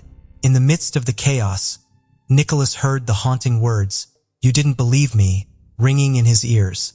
In a panic, the teenager raced upstairs and swiftly locked the door, determined to keep himself safe. He dialed 911 and urgently reported the horrifying scene which had unfolded before him. Determined to provide an extra layer of protection, he quickly placed a sturdy chair behind the locked door. With his heart pounding, he opened his window, desperately reaching out for help. Within minutes, police officers arrived and entered the house, but the teenager, gripped by fear, leaped out of the window. That's when he heard Milford PD shouts and realized it was not the intruder. Eventually, the authorities found the courageous teen and ensured his safety. In a devastating discovery, the police entered the kitchen to find Julie Minogue lying in a pool of blood on the floor. Her face and skull had been injured by multiple deep cuts. A chilling sight awaited them as they spotted a large axe resting on the stove nearby, carrying evidence of the horrific crime. Meanwhile, in the living room, Julie's young son, Luke, who was 3 years old, sat on the couch completely stunned and unresponsive. Not a tear nor a word escaped him, as if he was frozen in shock. The officer stayed by his side and offered him comfort and support until additional officers arrived at the scene. Following her tragic demise, Julie's body was carefully transported to the Connecticut office of the chief medical examiner for a thorough examination. After conducting a meticulous autopsy, the medical examiner determined the cause of her death to be the chopped wounds and blood impact injuries on the head, torso, and extremities. The detailed findings provided crucial evidence regarding the nature of the attack, shedding light on the tragic circumstances surrounding her untimely demise. As the police took custody of the axe found on the gas stove, they meticulously combed through every inch of the area as they were determined to uncover any potential evidence that could lead them closer to the perpetrator. Inside the house, they embarked on an extensive search, carefully examining each room for any clues that could shed light on the heinous crime. The commotion attracted the attention of concerned neighbors who gathered nearby. The atmosphere was tense as the community was eager to support the investigation in any way they could. Amidst the growing crowd, a helpful neighbor came forward with an unexpected piece of evidence: Ring camera footage from outside his house at Longmeadow Complex. The police eagerly seized the opportunity, hoping that the footage might hold a crucial clue. As they watched the footage, they witnessed an unsettling sight: an individual walking with an axe in hand closely resembling the description provided by Nicholas. The discovery sent a wave of anticipation through the investigators as they realized they might have found a significant lead. The police began to look into who this man with the axe could be. That very day, on December 6, 2022, a crucial breakthrough took place when a concerned woman called the police, recounting a chilling phone call from her son. In her trembling voice, she shared the shocking revelation that her son just called her and said that he killed his girlfriend. The urgency in her words spoke in immediate response from law enforcement. Determined to unravel the truth, they swiftly tracked down the woman and engaged her in conversation. It was then revealed that the man responsible for this ominous confession was none other than Ewan DeWitt, the 42-year-old man who was once in a relationship with Julie. With this vital information in hand, the police dialed Ewan's number, hoping to engage him in a crucial conversation. However, their efforts were met with resistance as Ewan abruptly hung up the call. So it was important for the police to look into Ewan's history, which they believed could provide them vital information needed to proceed further. Born in the town of Roxbury in 1979, Ewan Anthony DeWitt possessed a diverse range of interests and pursuits. As a talented athlete, he pursued his passion for ice hockey and even reached the level of playing semi-professionally. Ewan's thirst for knowledge led him to obtain a bachelor's degree in history from Siena College, showcasing his intellectual curiosity. He was not a person who'd be satisfied from a single vocation, so he also embarked on the journey to become a firefighter. Additionally, Ewan also shared his expertise as a personal trainer. In February 2006, Ewan was arrested in Connecticut for driving under the influence and traffic offenses. He pleaded guilty, resulting in a suspended prison sentence and probation. After this, Ewan DeWitt's journey took an inspiring turn when he joined the prestigious ranks of the U.S. Marine Corps in February 2009, where he embarked on a path as a skilled weapons specialist and non-commissioned officer. He served his country for 5 years and attained the rank of Lance Corporal in February 2011. In a remarkable photo from his time in the Marines, Lance Corporal Ewan DeWitt is seen in action as a machine gunner. The picture shows him courageously operating a powerful M250 caliber machine gun on a vehicle during an important defense of the amphibious task and forced naval exercise. The event took place on December 3, 2011 aboard the USS Chima. With his leadership qualities and expertise, he assumed the role of a machine gun section leader in the esteemed 1st Reconnaissance Battalion. Ewan dedicated himself to his duties, serving multiple tours in Afghanistan, the Middle East, and other classified locations with his dedicated brothers. Ewan and his brothers' inspiring story was captured in a 2015 article in the Register Citizen, highlighting their collective efforts to restore a piece of history. Ewan's life took a darker turn when he faced legal trouble. In November 2019, the Milford police arrested him for assaulting a victim, which resulted in a protective order being issued by the court. The case remains unresolved as court records revealed that it was still pending. With his next court date scheduled for April 14, 2023, Ewan maintained his innocence by pleading not guilty. He was released on a $20,000 bond awaiting the judicial process to unfold. Ewan's troubled past included a disturbing incident in which he was arrested for his actions towards Julie shortly after the birth of her son. Reports stated that he'd thrown a large object at Julie Minogue and had also destroyed her phone to prevent her from calling for help. Fearing for her safety, Julie sought refuge at a neighbor's house in contact of the authorities. The incident highlighted the alarming nature of Ewan's behavior and its impact on those around him, adding another layer of intensity to the unfolding events. In 2021, he faced charges of assaulting emergency personnel and a female in Wake County, North Carolina. Court records indicated that he pleaded guilty and received a combined jail sentence of 95 days, although the exact duration of his incarceration remained unknown. These encounters with the law showcased a pattern of concerning behavior, raising further questions about Ewan's character and past actions. Behind Ewan to its troubled history, a darker pattern of violence emerged, specifically targeting Julie Minogue. Several protective orders were filed against Ewan due to previous instances of domestic violence. These orders were issued in November 2019 and January 2021 and were put in place to safeguard not only Julie, but also the children who were present during those incidents. One such incident involved Ewan being intoxicated and engaging in a heated argument with Julie. According to a statement provided by the victim's son, Ewan had thrown a playpen at Julie's head, which resulted in a distressing injury. While Ewan was in rehabilitation, Julie took steps to file a restraining order, seeking protection from his harmful actions. Despite this, Ewan was granted visitation rights, which left a lingering sense of unease and concern about the safety of those involved. In addition to their troubled relationship, Julie and Ewan DeWitt found themselves entangled in family court cases beginning in 2021. It all began when Julie filed a petition for child support for their son Luke in August 2021. In October 2021, a judge ruled in her favor and ordered Ewan to provide financial support. As tensions continued to escalate, Ewan took Julie to court in December 2021, seeking resolution regarding visitation rights. The court intervened and granted supervised visitation for Ewan in April 2022 with a scheduled hearing in April 2023 to further address the matter. These legal battles shed light on the complexities and challenges faced by Julie and Ewan as they navigated their post-relationship dynamics.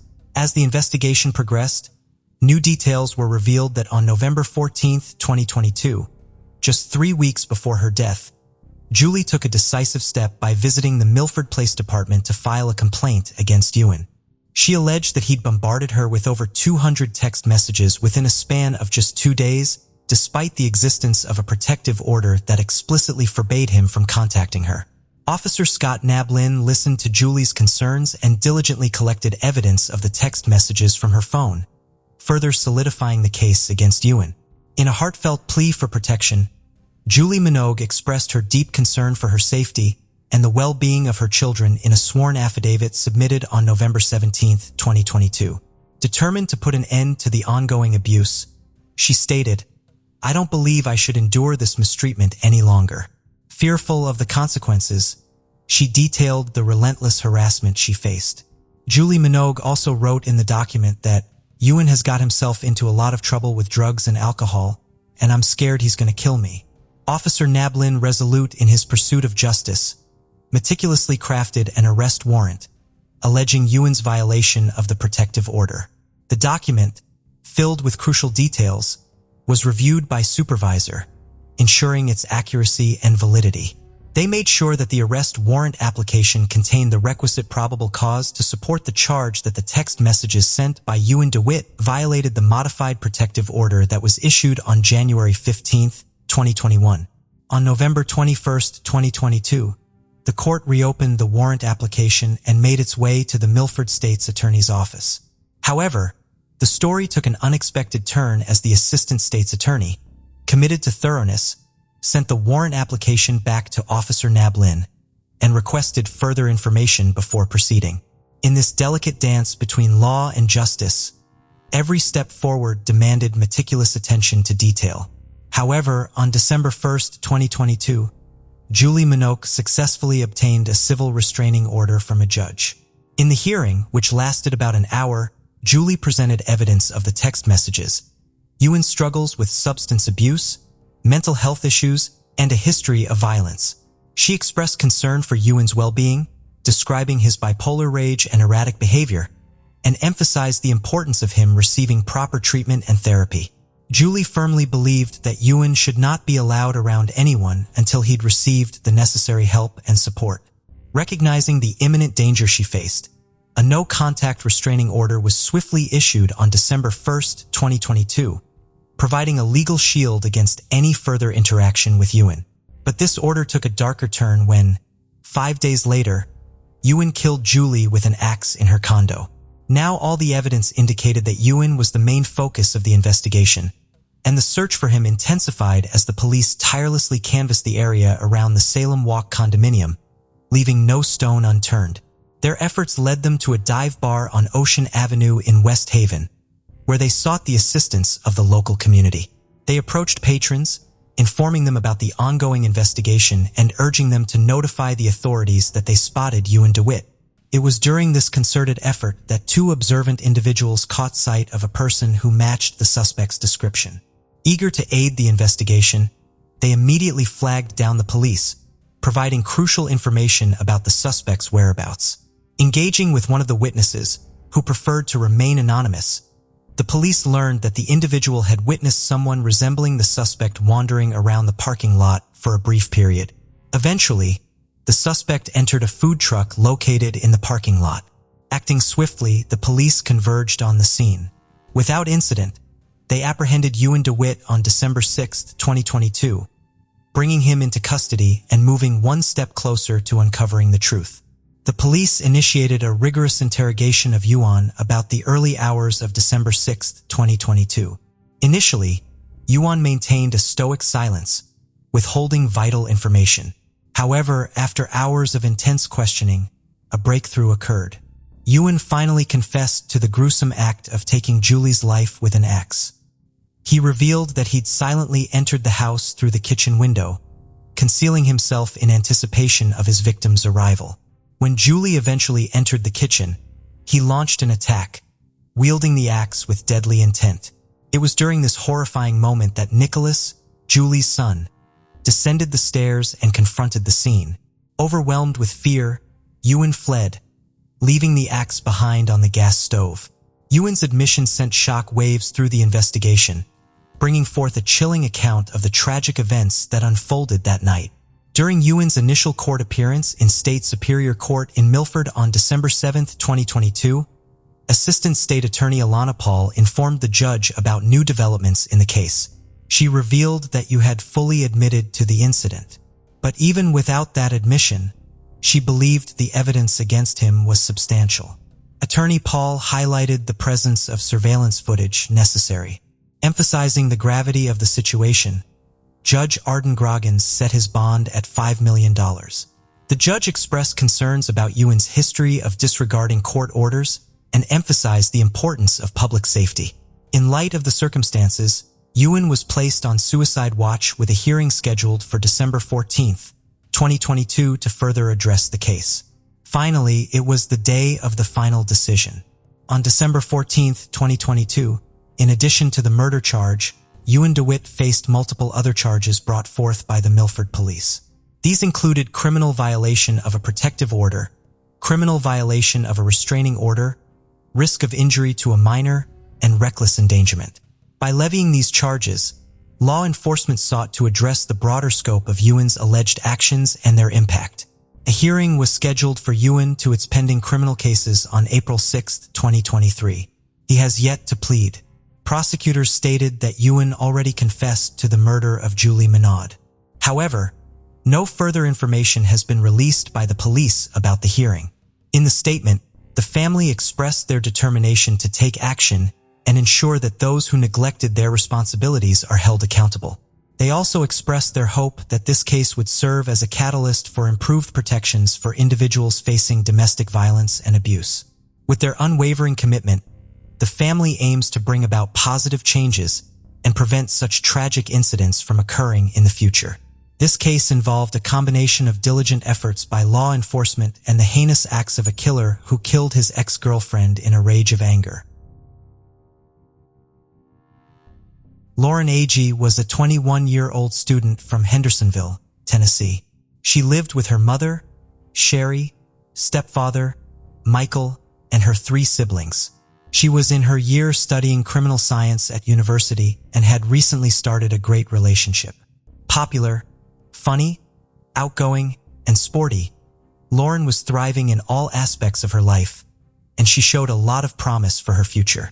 Mid-July 2015, just a few weeks shy of her 20th birthday, Lauren told her mother, Sherry, that she had been invited to go to Wakefest on the July. Wakefest is a 3-day-long festival based at Center Hill Lake in Nashville, Tennessee. People compete in wakeboarding tournaments and water sports during the day, and party and dance throughout the night. For sporty and sociable Lauren, this was an exciting opportunity, but her mom, Sherry, wasn't as keen on the idea. Sherry quizzed her daughter on the details, including who she would be going with. Lauren said she was going with her friend, Hannah Palmer. Sherry didn't entirely trust Hannah because of how much she was in and out of Lauren's life and felt very uneasy about the situation. However, on Friday, July, Lauren and Hannah headed off for the festival. Sherry said as soon as her daughter started walking to the car, she begged her to come back for one last hug. She told Lauren to be careful and to take care. Lauren and Hannah were on social media documenting their road trip while en route to the festival. They arrived at Wakefest in the late afternoon, and sometime after, the girls met up with Aaron Lilly, Hannah's boyfriend, and his friend, Christopher Stout. Although the girls both knew Aaron, this was the time they were meeting Chris. According to witnesses, Chris was attracted to Lauren and appeared glued to her, but she was in a happy relationship and she wasn't interested. They all drank, danced, and partied in the bars into the late evening. Upon the group deciding to head to bed, Lauren received a shock. She was under the impression they would be sleeping in one of the cabins or on one of the houseboats. However, for unknown reasons, the sleeping arrangements were far from that. We're in a canoe. Where's the house? I'm like, it's a cliff on both sides.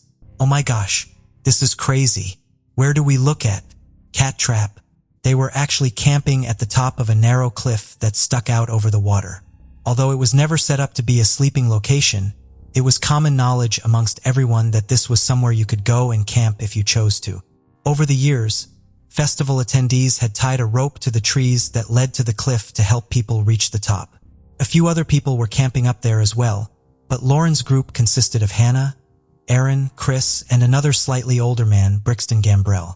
Lauren had only packed a sleeping bag for the night, and it was evident that this new sleeping plan was not something she had prepared for. The cliff itself had a 90-foot drop down one side and an almost 50-foot drop down the other. The boys had built a tent for Hannah and Aaron to sleep in and a hammock for Chris and Lauren. This bothered Lauren as she had already made it clear that she wasn't interested in Chris. The hammock was suspended between 2 trees over the edge of the cliff, and this was undoubtedly hazardous and dangerous. The next day, Saturday the 25th, the group headed off for some more of the same, watching the water sports, drinking, dancing, and partying. At some point during the day, the group allegedly decided to do some cliff jumping. The cliffs in the area were steep and high, and the water was filled with hidden rocks. It was alleged that when Lauren jumped, she hit the back of her head and was left unconscious for a few seconds. Despite this, Lauren seemingly recovered and appeared back to her normal self later that evening. The group carried on into the night and nothing seemed amiss. As the evening rolled around, another friend of Lauren's named Cassie Franks, who was also at the festival separately, said she bumped into Lauren's group at the bar in the marina. Cassie was also the ex-girlfriend of Aaron Lilly. She, along with many others, said it was very apparent that Aaron's friend, Chris Stout, had taken a liking to Lauren, but the feeling clearly wasn't mutual. She reported that she felt like Lauren was having to put up with Chris, almost acting as Hannah's wingman. Lauren also raised her concerns with Cassie about going back to sleep on the cliff that night. Cassie knew the fear that Lauren was feeling all too well, as she had spent a night up there a few years prior. Lauren was so nervous that she asked Cassie if she could stay with her group instead. Cassie said she had to decline as they had no more room. At some point during the night, Lauren sent text to one of her friends saying that she wanted to come home and was no longer enjoying herself. She said her friends were being mean to her and she just wanted to leave. Eventually, the group decided to call it a night between 2:30 and 3:30 a.m. The next morning, Hannah, Aaron, and Chris said they all awoke to find Lauren missing. Her belongings were also by the hammock, but Lauren was nowhere to be seen. However, they didn't raise the alarm. They said that they had just assumed she had simply headed off down the cliff to start enjoying the day without them, but she left her shoes, phone, and purse. So although possible, this theory didn't seem to make much sense. Sherry was now panicking as she hadn't heard from her daughter since the Saturday, and it was now Sunday. She began frantically calling and texting her daughter, but to no avail. Tragically, at 4:30 p.m. that Sunday, a fisherman and his son made a gruesome discovery. Lauren Agee was face down and floating in the water. It was evident that she had been dead for some time. The police arrived on scene and began a recovery process. While this was happening, Aaron Lilly paddled around the corner in a canoe and went straight over to the police. He asked if they had seen his friend, as she had gone missing. Harry and Diana Elder, a couple who were also on the scene, said this encounter played on their minds.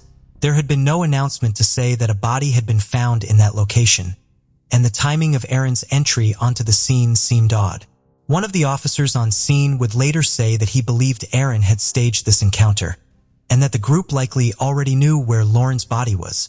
Aaron, Chris, and Hannah were all brought back to the mainland and questioned. According to police, Aaron and Chris's demeanors appeared nervous. Aaron was overheard telling the others not to mention anything and to let him do the talking.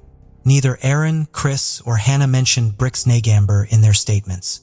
Although no polygraphs were ever performed, they were all questioned individually, and the stories and accounts that the three had began to change and differ massively. Despite all of Lauren's belongings being there, Aaron Lilly claimed that she had stayed at the bar in the marina and never came back to the cliff with them. This was disputed by Detective Prisiarchik. He was an off-duty police officer working as security for Wakefest. He remembered seeing all four of them in a canoe heading for the cliff that night at sometime around 2:30 a.m. Aaron Lilly would later change his story and said that he believed Lauren had headed off to the cliff to meet an old boyfriend. Hannah Palmer told the police that Lauren had left that morning and joined a boat of unknown people. She assumed that she had gone to spend the night with them and would return in the morning. However, during a Skype interview, Hannah would later say that she wondered if Lauren had gone to the toilet during the night and fallen off the side of the cliff. That Skype interview was interrupted by Aaron phoning Hannah, telling her to stick to the story. In Christopher Stout's written statement, he referred to Lauren as the girl and said that Lauren had returned to the campsite for only a few minutes before saying she was leaving to meet an ex-boyfriend.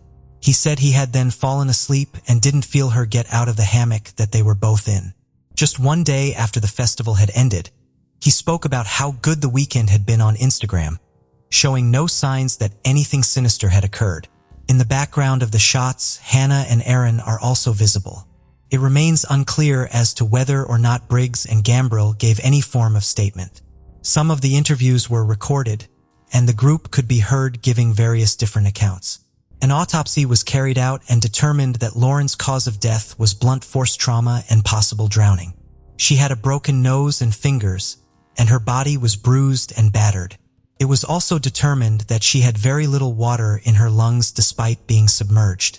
Her blood alcohol level was twice the legal limit. She also had some distinctive markings and impressions on her body, including a triangle shape on her chest. Detective Chris Yarchik, who had watched her leaving that night, also helped in the recovery of Lauren's body. He said that he saw what he believed to be a bite mark on her chest, as well as substantial bruising to her thighs. He suggested at the time that a rape test kit be done, but no such test was performed, and her body was never swabbed for DNA. 911 calls were lost, text messages were erased, and recordings of some interviews weren't made, and the crime scene was completely contaminated. It was eventually concluded that she had fallen down the side of the cliff while intoxicated, and her death was ruled as an accident. It was also determined that there was no foul play involved, and it was nothing more than a very tragic, drunken incident. With this, DeKalb County Sheriff's Department closed the case. Sherry's gut instinct told her that this was wrong and begged for the case to be re-examined. These requests were all denied. Hannah Palmer, Chris Stout, Aaron Lilly, and Brixner Gambrell were never considered suspects by the DeKalb County Sheriff's Department. Hannah and Aaron married and moved to Florida where they had a baby. Chris Stout was in and out of jail due to various parole violations and DUIs, and Brixton Gambrell moved out of state and obtained a lawyer. None of them attended Lauren's funeral, and none of them have commented or publicly engaged with the case since it closed. Cassie Franks, Lauren's friend and Aaron's ex-girlfriend, agreed with Lauren's mother Sherry, and she had concerns about what had happened that night too. She said that Aaron was violent with her during their relationship and that he had choked, bitten, and beaten her. Cassie had taken pictures of her body after these attacks and even offered them to the DeKalb County Sheriff's Department. However, they declined to look at them, stating the case was closed and Aaron wasn't a suspect. Aaron also had a history of DUIs, as did Chris Stout. Just days after Lauren had been laid to rest, Sherry received a phone call from Ryan Mallinson, an officer with the White County Police Department. He, along with Chris Yarchik, was on scene when Lauren was found. Sherry said that he told her the investigation was not handled correctly, and he believed that the people she was there with was somehow involved in her death. Sherry then spoke with both he and Detective Chris Yarchik. Both were deeply concerned by the behavior they had seen from both investigators and Lauren's friends. Hannah, Aaron, and Chris continued to party for the weekend and were active on social media, despite the fact that Lauren was missing. Yarchik believed that the strange triangular print upon her body was a match for the tip of a canoe, exactly like the one he saw them heading off to the cliff in. However, that theory was quickly thrown out by the sheriff's office. They said that the mark had been made while pulling her onto the rescue boat. Yarchik, among with many others, believed that Lauren had already died when she went into the water, which could have explained the lack of water in her lungs. However, as Yarchik wasn't an officer with the investigating department, he had no authority to reopen the case. He did, however, encourage Sherry to pursue it. Off the back of this, Sherry hired a private detective by the name of Sheila Wysocki, and her course of action was to have Lauren's autopsy notes re-examined. This look concluded that Lauren had hemorrhaging in her throat.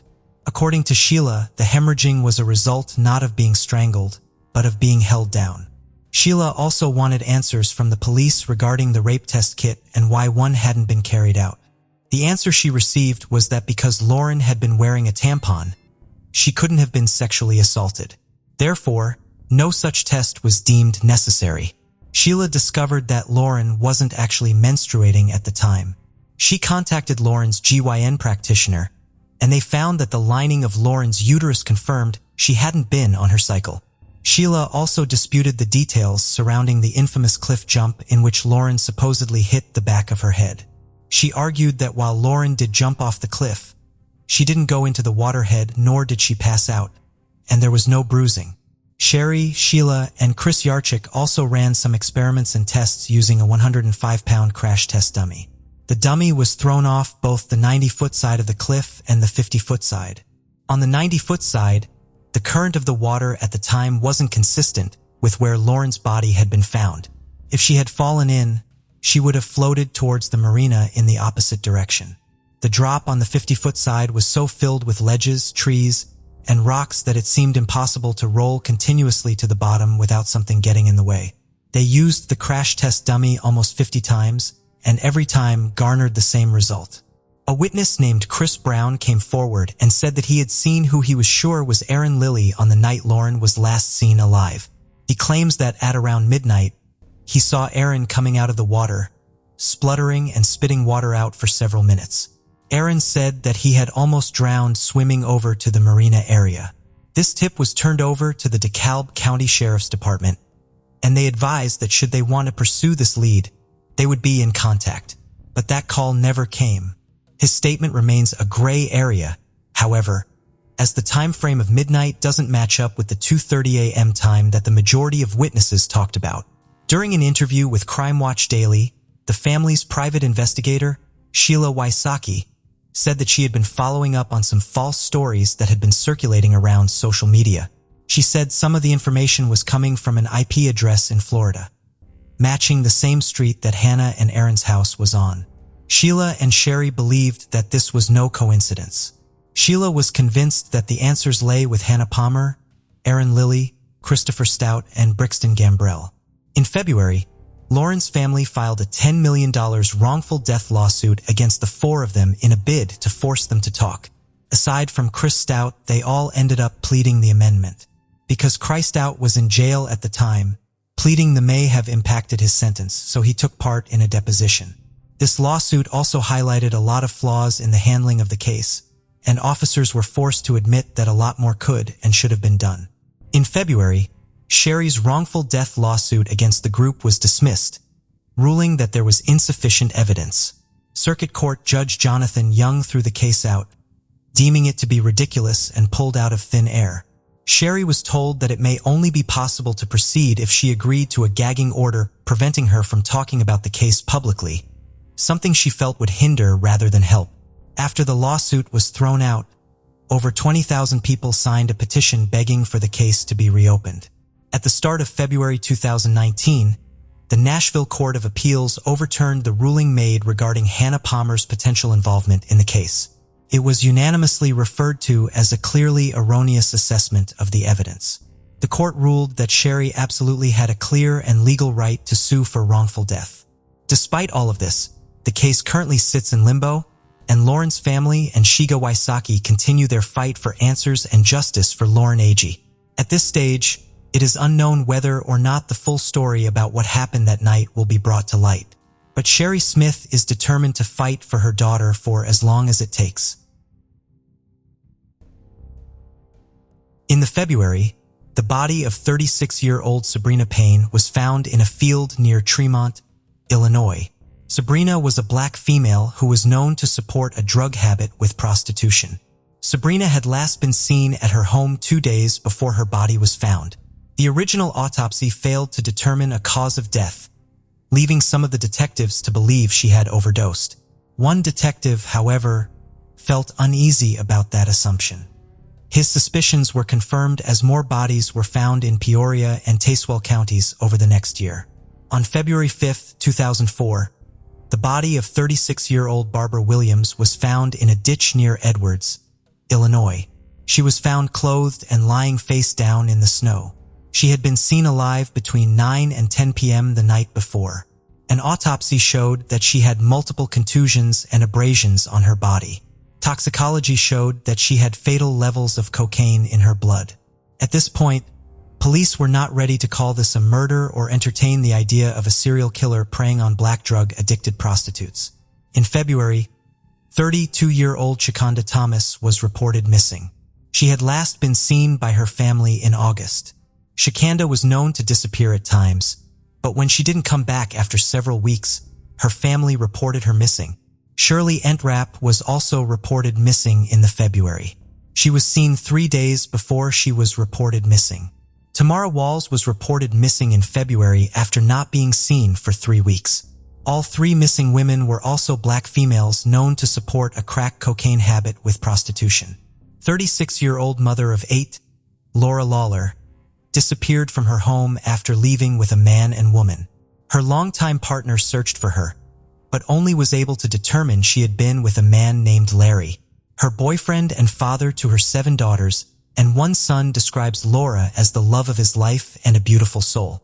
The two had experimented with crack cocaine, and Laura seemed to struggle with addiction before her disappearance. On September 25, 2004, Linda Neal was found on King Road in Tazewell County. She was found nude along the side of the road. Linda, like the other women, was known to be part of the drug scene in Peoria. At this point, police had determined there was likely a serial killer stalking black females in the Peoria area. A task force was formed, which one detective states would have occurred much quicker if the victims had been white females. While police desperately searched for the killer, they kept a close eye on women in the community at risk. Despite their efforts, on October 15, 2004, Brenda Irving's body was found in a ditch near Farmington.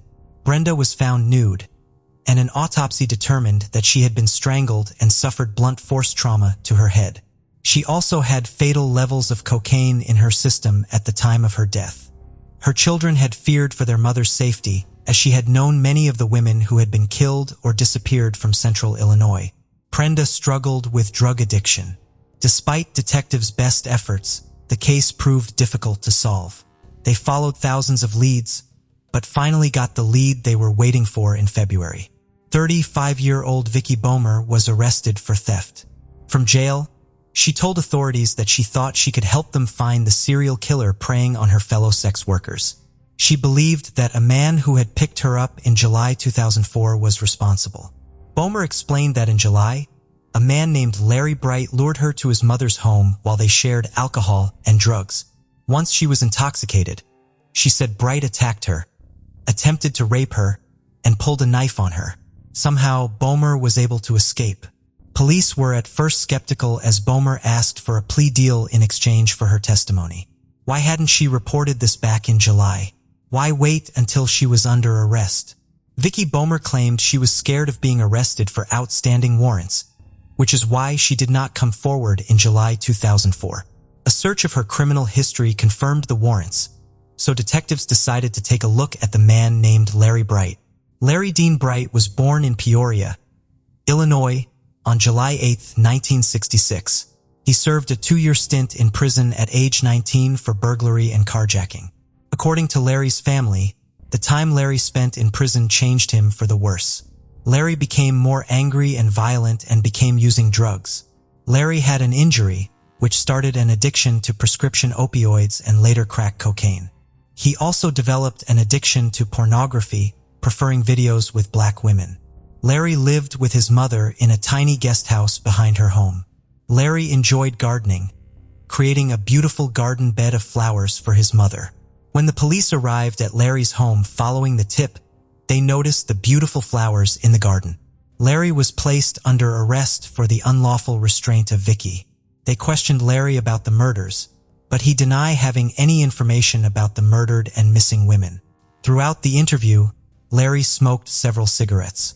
Detectives planned to take one of the cigarette butts and test it for DNA, but Larry ate them before leaving the interrogation room.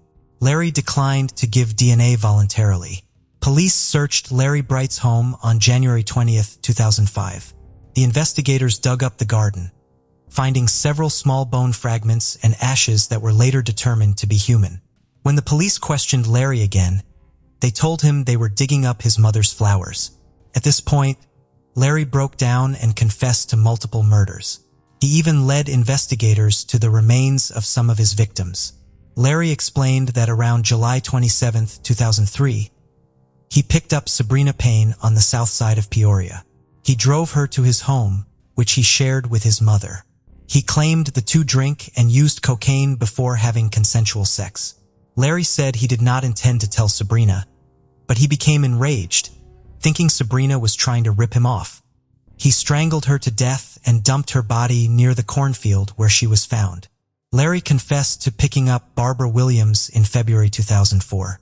Again, he used drugs and alcohol with his victim.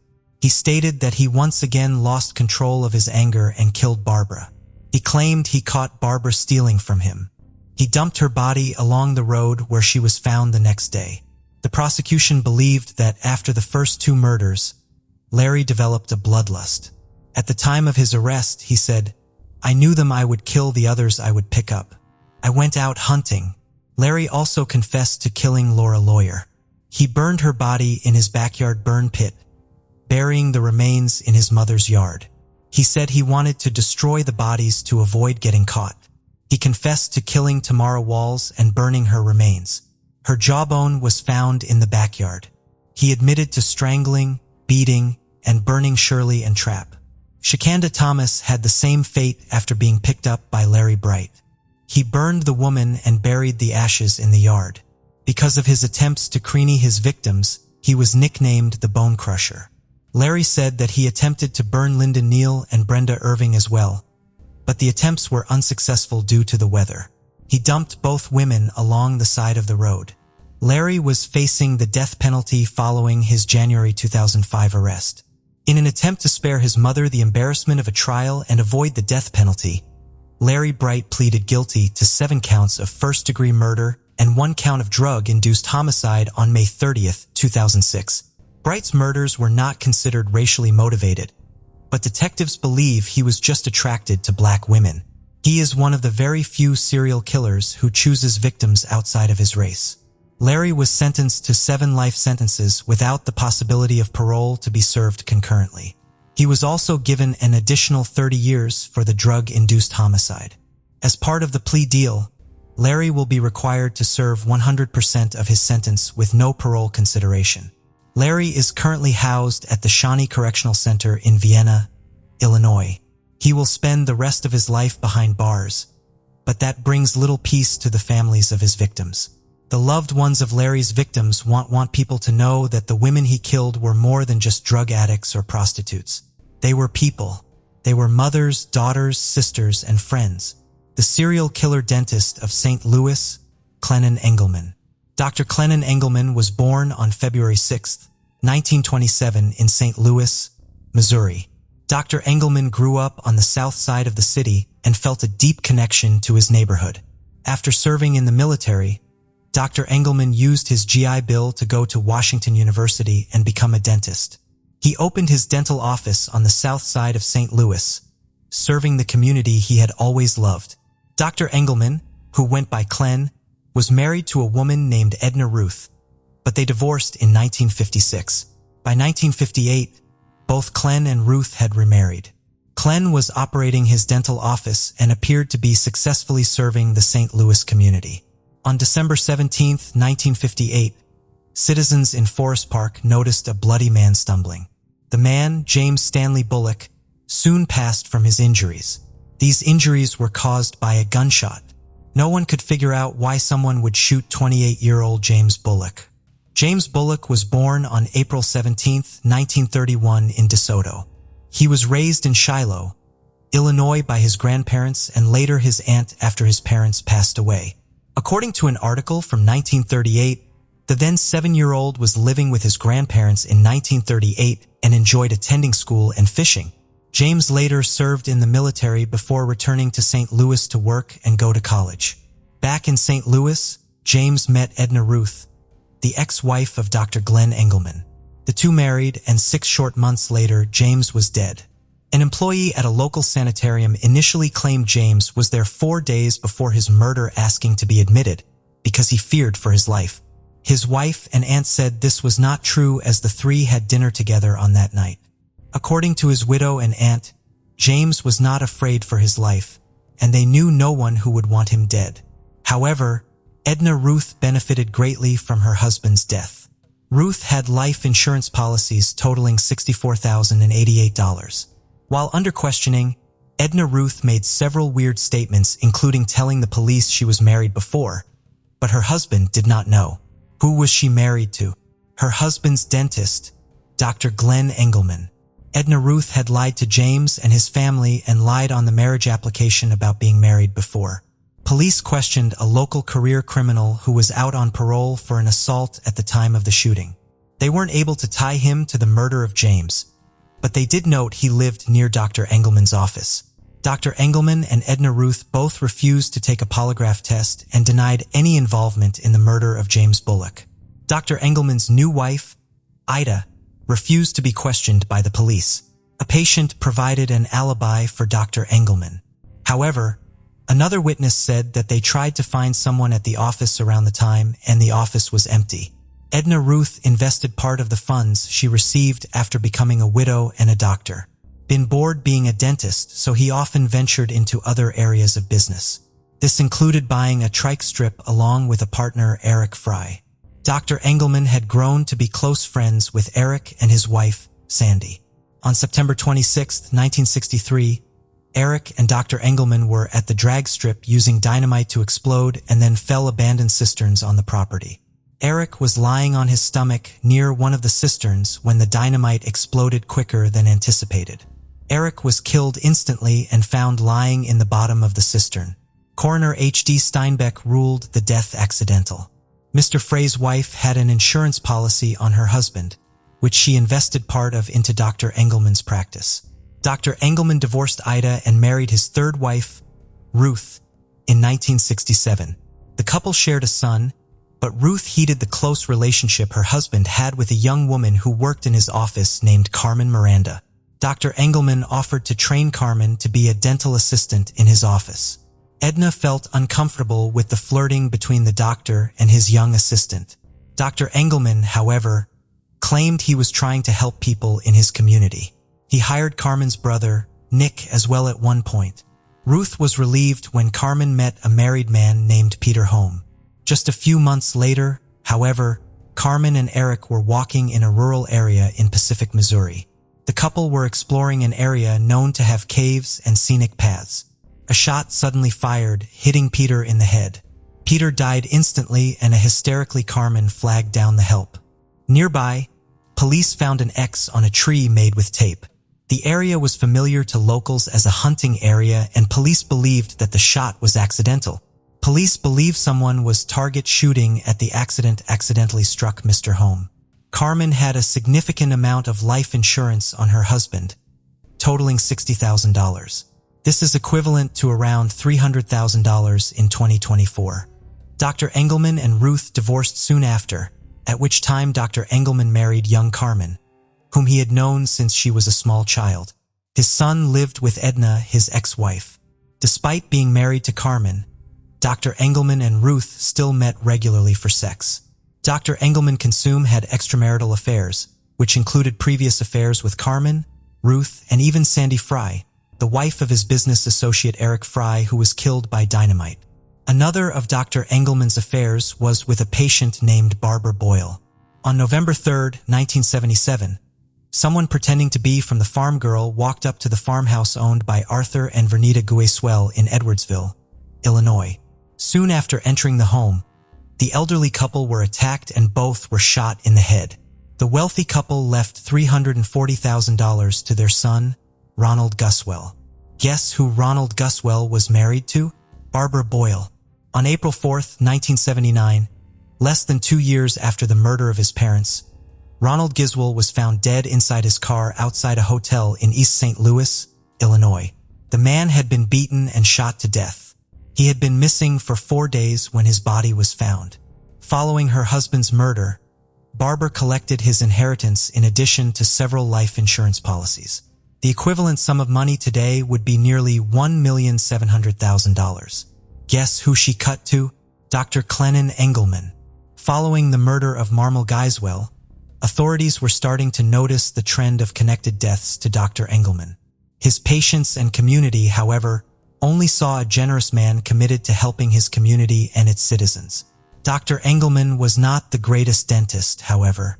He often did a sloppy job of making casts for dentures and dental appliances, requiring the work to have to be redone by the dental lab several times.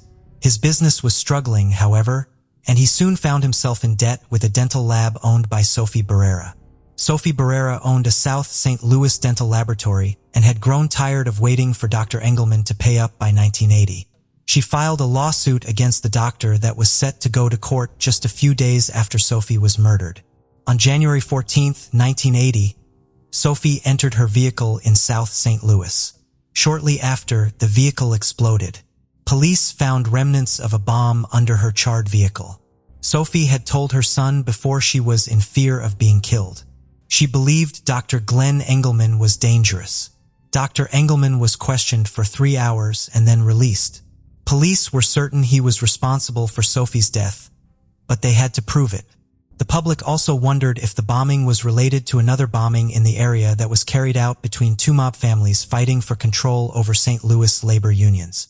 The evidence indicated, however, that this was not a mob hit. The number one suspect was the man who owed Sophie $15,000. Dr. Engelman had to be stopped, but the police weren't sure how to do it. Detectives soon began having conversations with Dr. Engelman's ex-wife and mother of his son, Ruth. Ruth told police nothing at first, but eventually started to talk. She explained that Dr. Engelman often bragged about killing people. He told her that he had a superpower. He was able to kill without remorse. He had admitted to killing Eric Fry, Peter Home, and the Cuswell family. It was his side hustle, killing for profit. Ruth agreed to help the police, but none of her testimony could be used in court because Dr. Engelman confessed to her while the two were still married. He was protected by spousal privilege. Ruth decided to wear a wire, however, and met up with Dr. Engelman to exchange their son and sometimes just to socialize. They were still having a sexual relationship despite Dr. Engelman's marriage to Carmen. She tried to get Dr. Engelman to confess to her again by asking to write questions. He didn't seem to take the bait at first, and Ruth feared he would kill her next. Ruth suggested police plant a bug in her bedroom and she would invite the dentist over for sex. Dr. Engelman was suspicious, however, and did not say anything that could lead to his arrest. Ruth then met him at a diner wearing a wire, and this time he commented on being homicidally intimate with the widow of one of his victims. He admitted to the murders in great detail, providing just what police needed for an arrest. He explained that he found murder more sexually satisfying than sex. His ex-wife was given a new life in the witness protection program. Carmen, who was no longer married to the dentist, and her brother Nick were brought in for questioning to corroborate the allegations against Dr. Engelman. As possible co-conspirators, they asked for and were granted immunity to testify against the dentist. Carmen told quite the story. She said she was working for the dentist when he suggested she find someone with good benefits to marry. He told her about Eric Fry, whom he said he directed Sandy Fry to marry with all intentions of murdering the insurance proceeds. Soon after she was married, Carmen said Dr. Engelman told her where to go and made sure her husband was shot and killed. He staged it to look like a target shooting accident. Clennon Engelman was finally arrested and charged with murder in 1980. Carmen testified at Dr. Engelman's first trial, for which he was convicted of murdering Peter Hom and given 50 years in prison. The dentist then pled guilty to the murder of Sophie Barrera to avoid the death penalty. Serving a list sentence for that murder in Missouri, Dr. Engelman was back in court by 1985 in Illinois. In 1984, Robert Handy, a conduct and acquaintance of Dr. Engelman, admitted to authorities that he had taken part in the murder conspiracy of the Geiswold family. He implicated Dr. Engelman, who had bludgeoned Harmeld Geiswold and Shahim, as well as Ronald's widow, Barbara Boyle. Dr. Engelman was given 3 life sentences for the Geiswold murders. He also was convicted of federal mail fraud and given a 30-year federal sentence. He is believed to have killed at least 12 people, including conspiring with his first wife to kill her husband, James Bullock, in 1958. Edna Ruth was never charged in the case due to lack of evidence. Barbara Boyle went on trial for the murder of her in-laws, Arthur and Vernita Giswell, and husband Ronald in 1985. The jury acquitted her of the murders of Arthur and Vernita by convicted her of conspiracy to commit murder in the death of Ronald Giswell. Barbara Boyle was sentenced to 50 years in prison in 1985. She was granted parole in February 2009. Dr. Engelman enjoyed his notoriety in Missouri, often comparing himself to legendary outlaw Jesse James. He is believed to have killed at least 12 people, but the actual number is unknown. Unlike other serial killers, Dr. Engelman was inspired, at least in part, by greed. He also seemed to revel in his ability to not feel remorse. Dr. Engelman died of diabetes-related health issues in 1999 at age 72. He was incarcerated in Jefferson City at the time. Thank you for joining us on this journey into the depths of unsolved mysteries. Cold cases not only challenge our understanding of the past, but also ignite our curiosity and determination for answers. Remember to subscribe to stay updated on our latest investigations. And if you have any information regarding the cases we've covered, don't hesitate to reach out. Together, we can shed light on the shadows of the past and bring closure to those who seek it. Until next time, stay vigilant, stay curious, and never stop seeking the truth.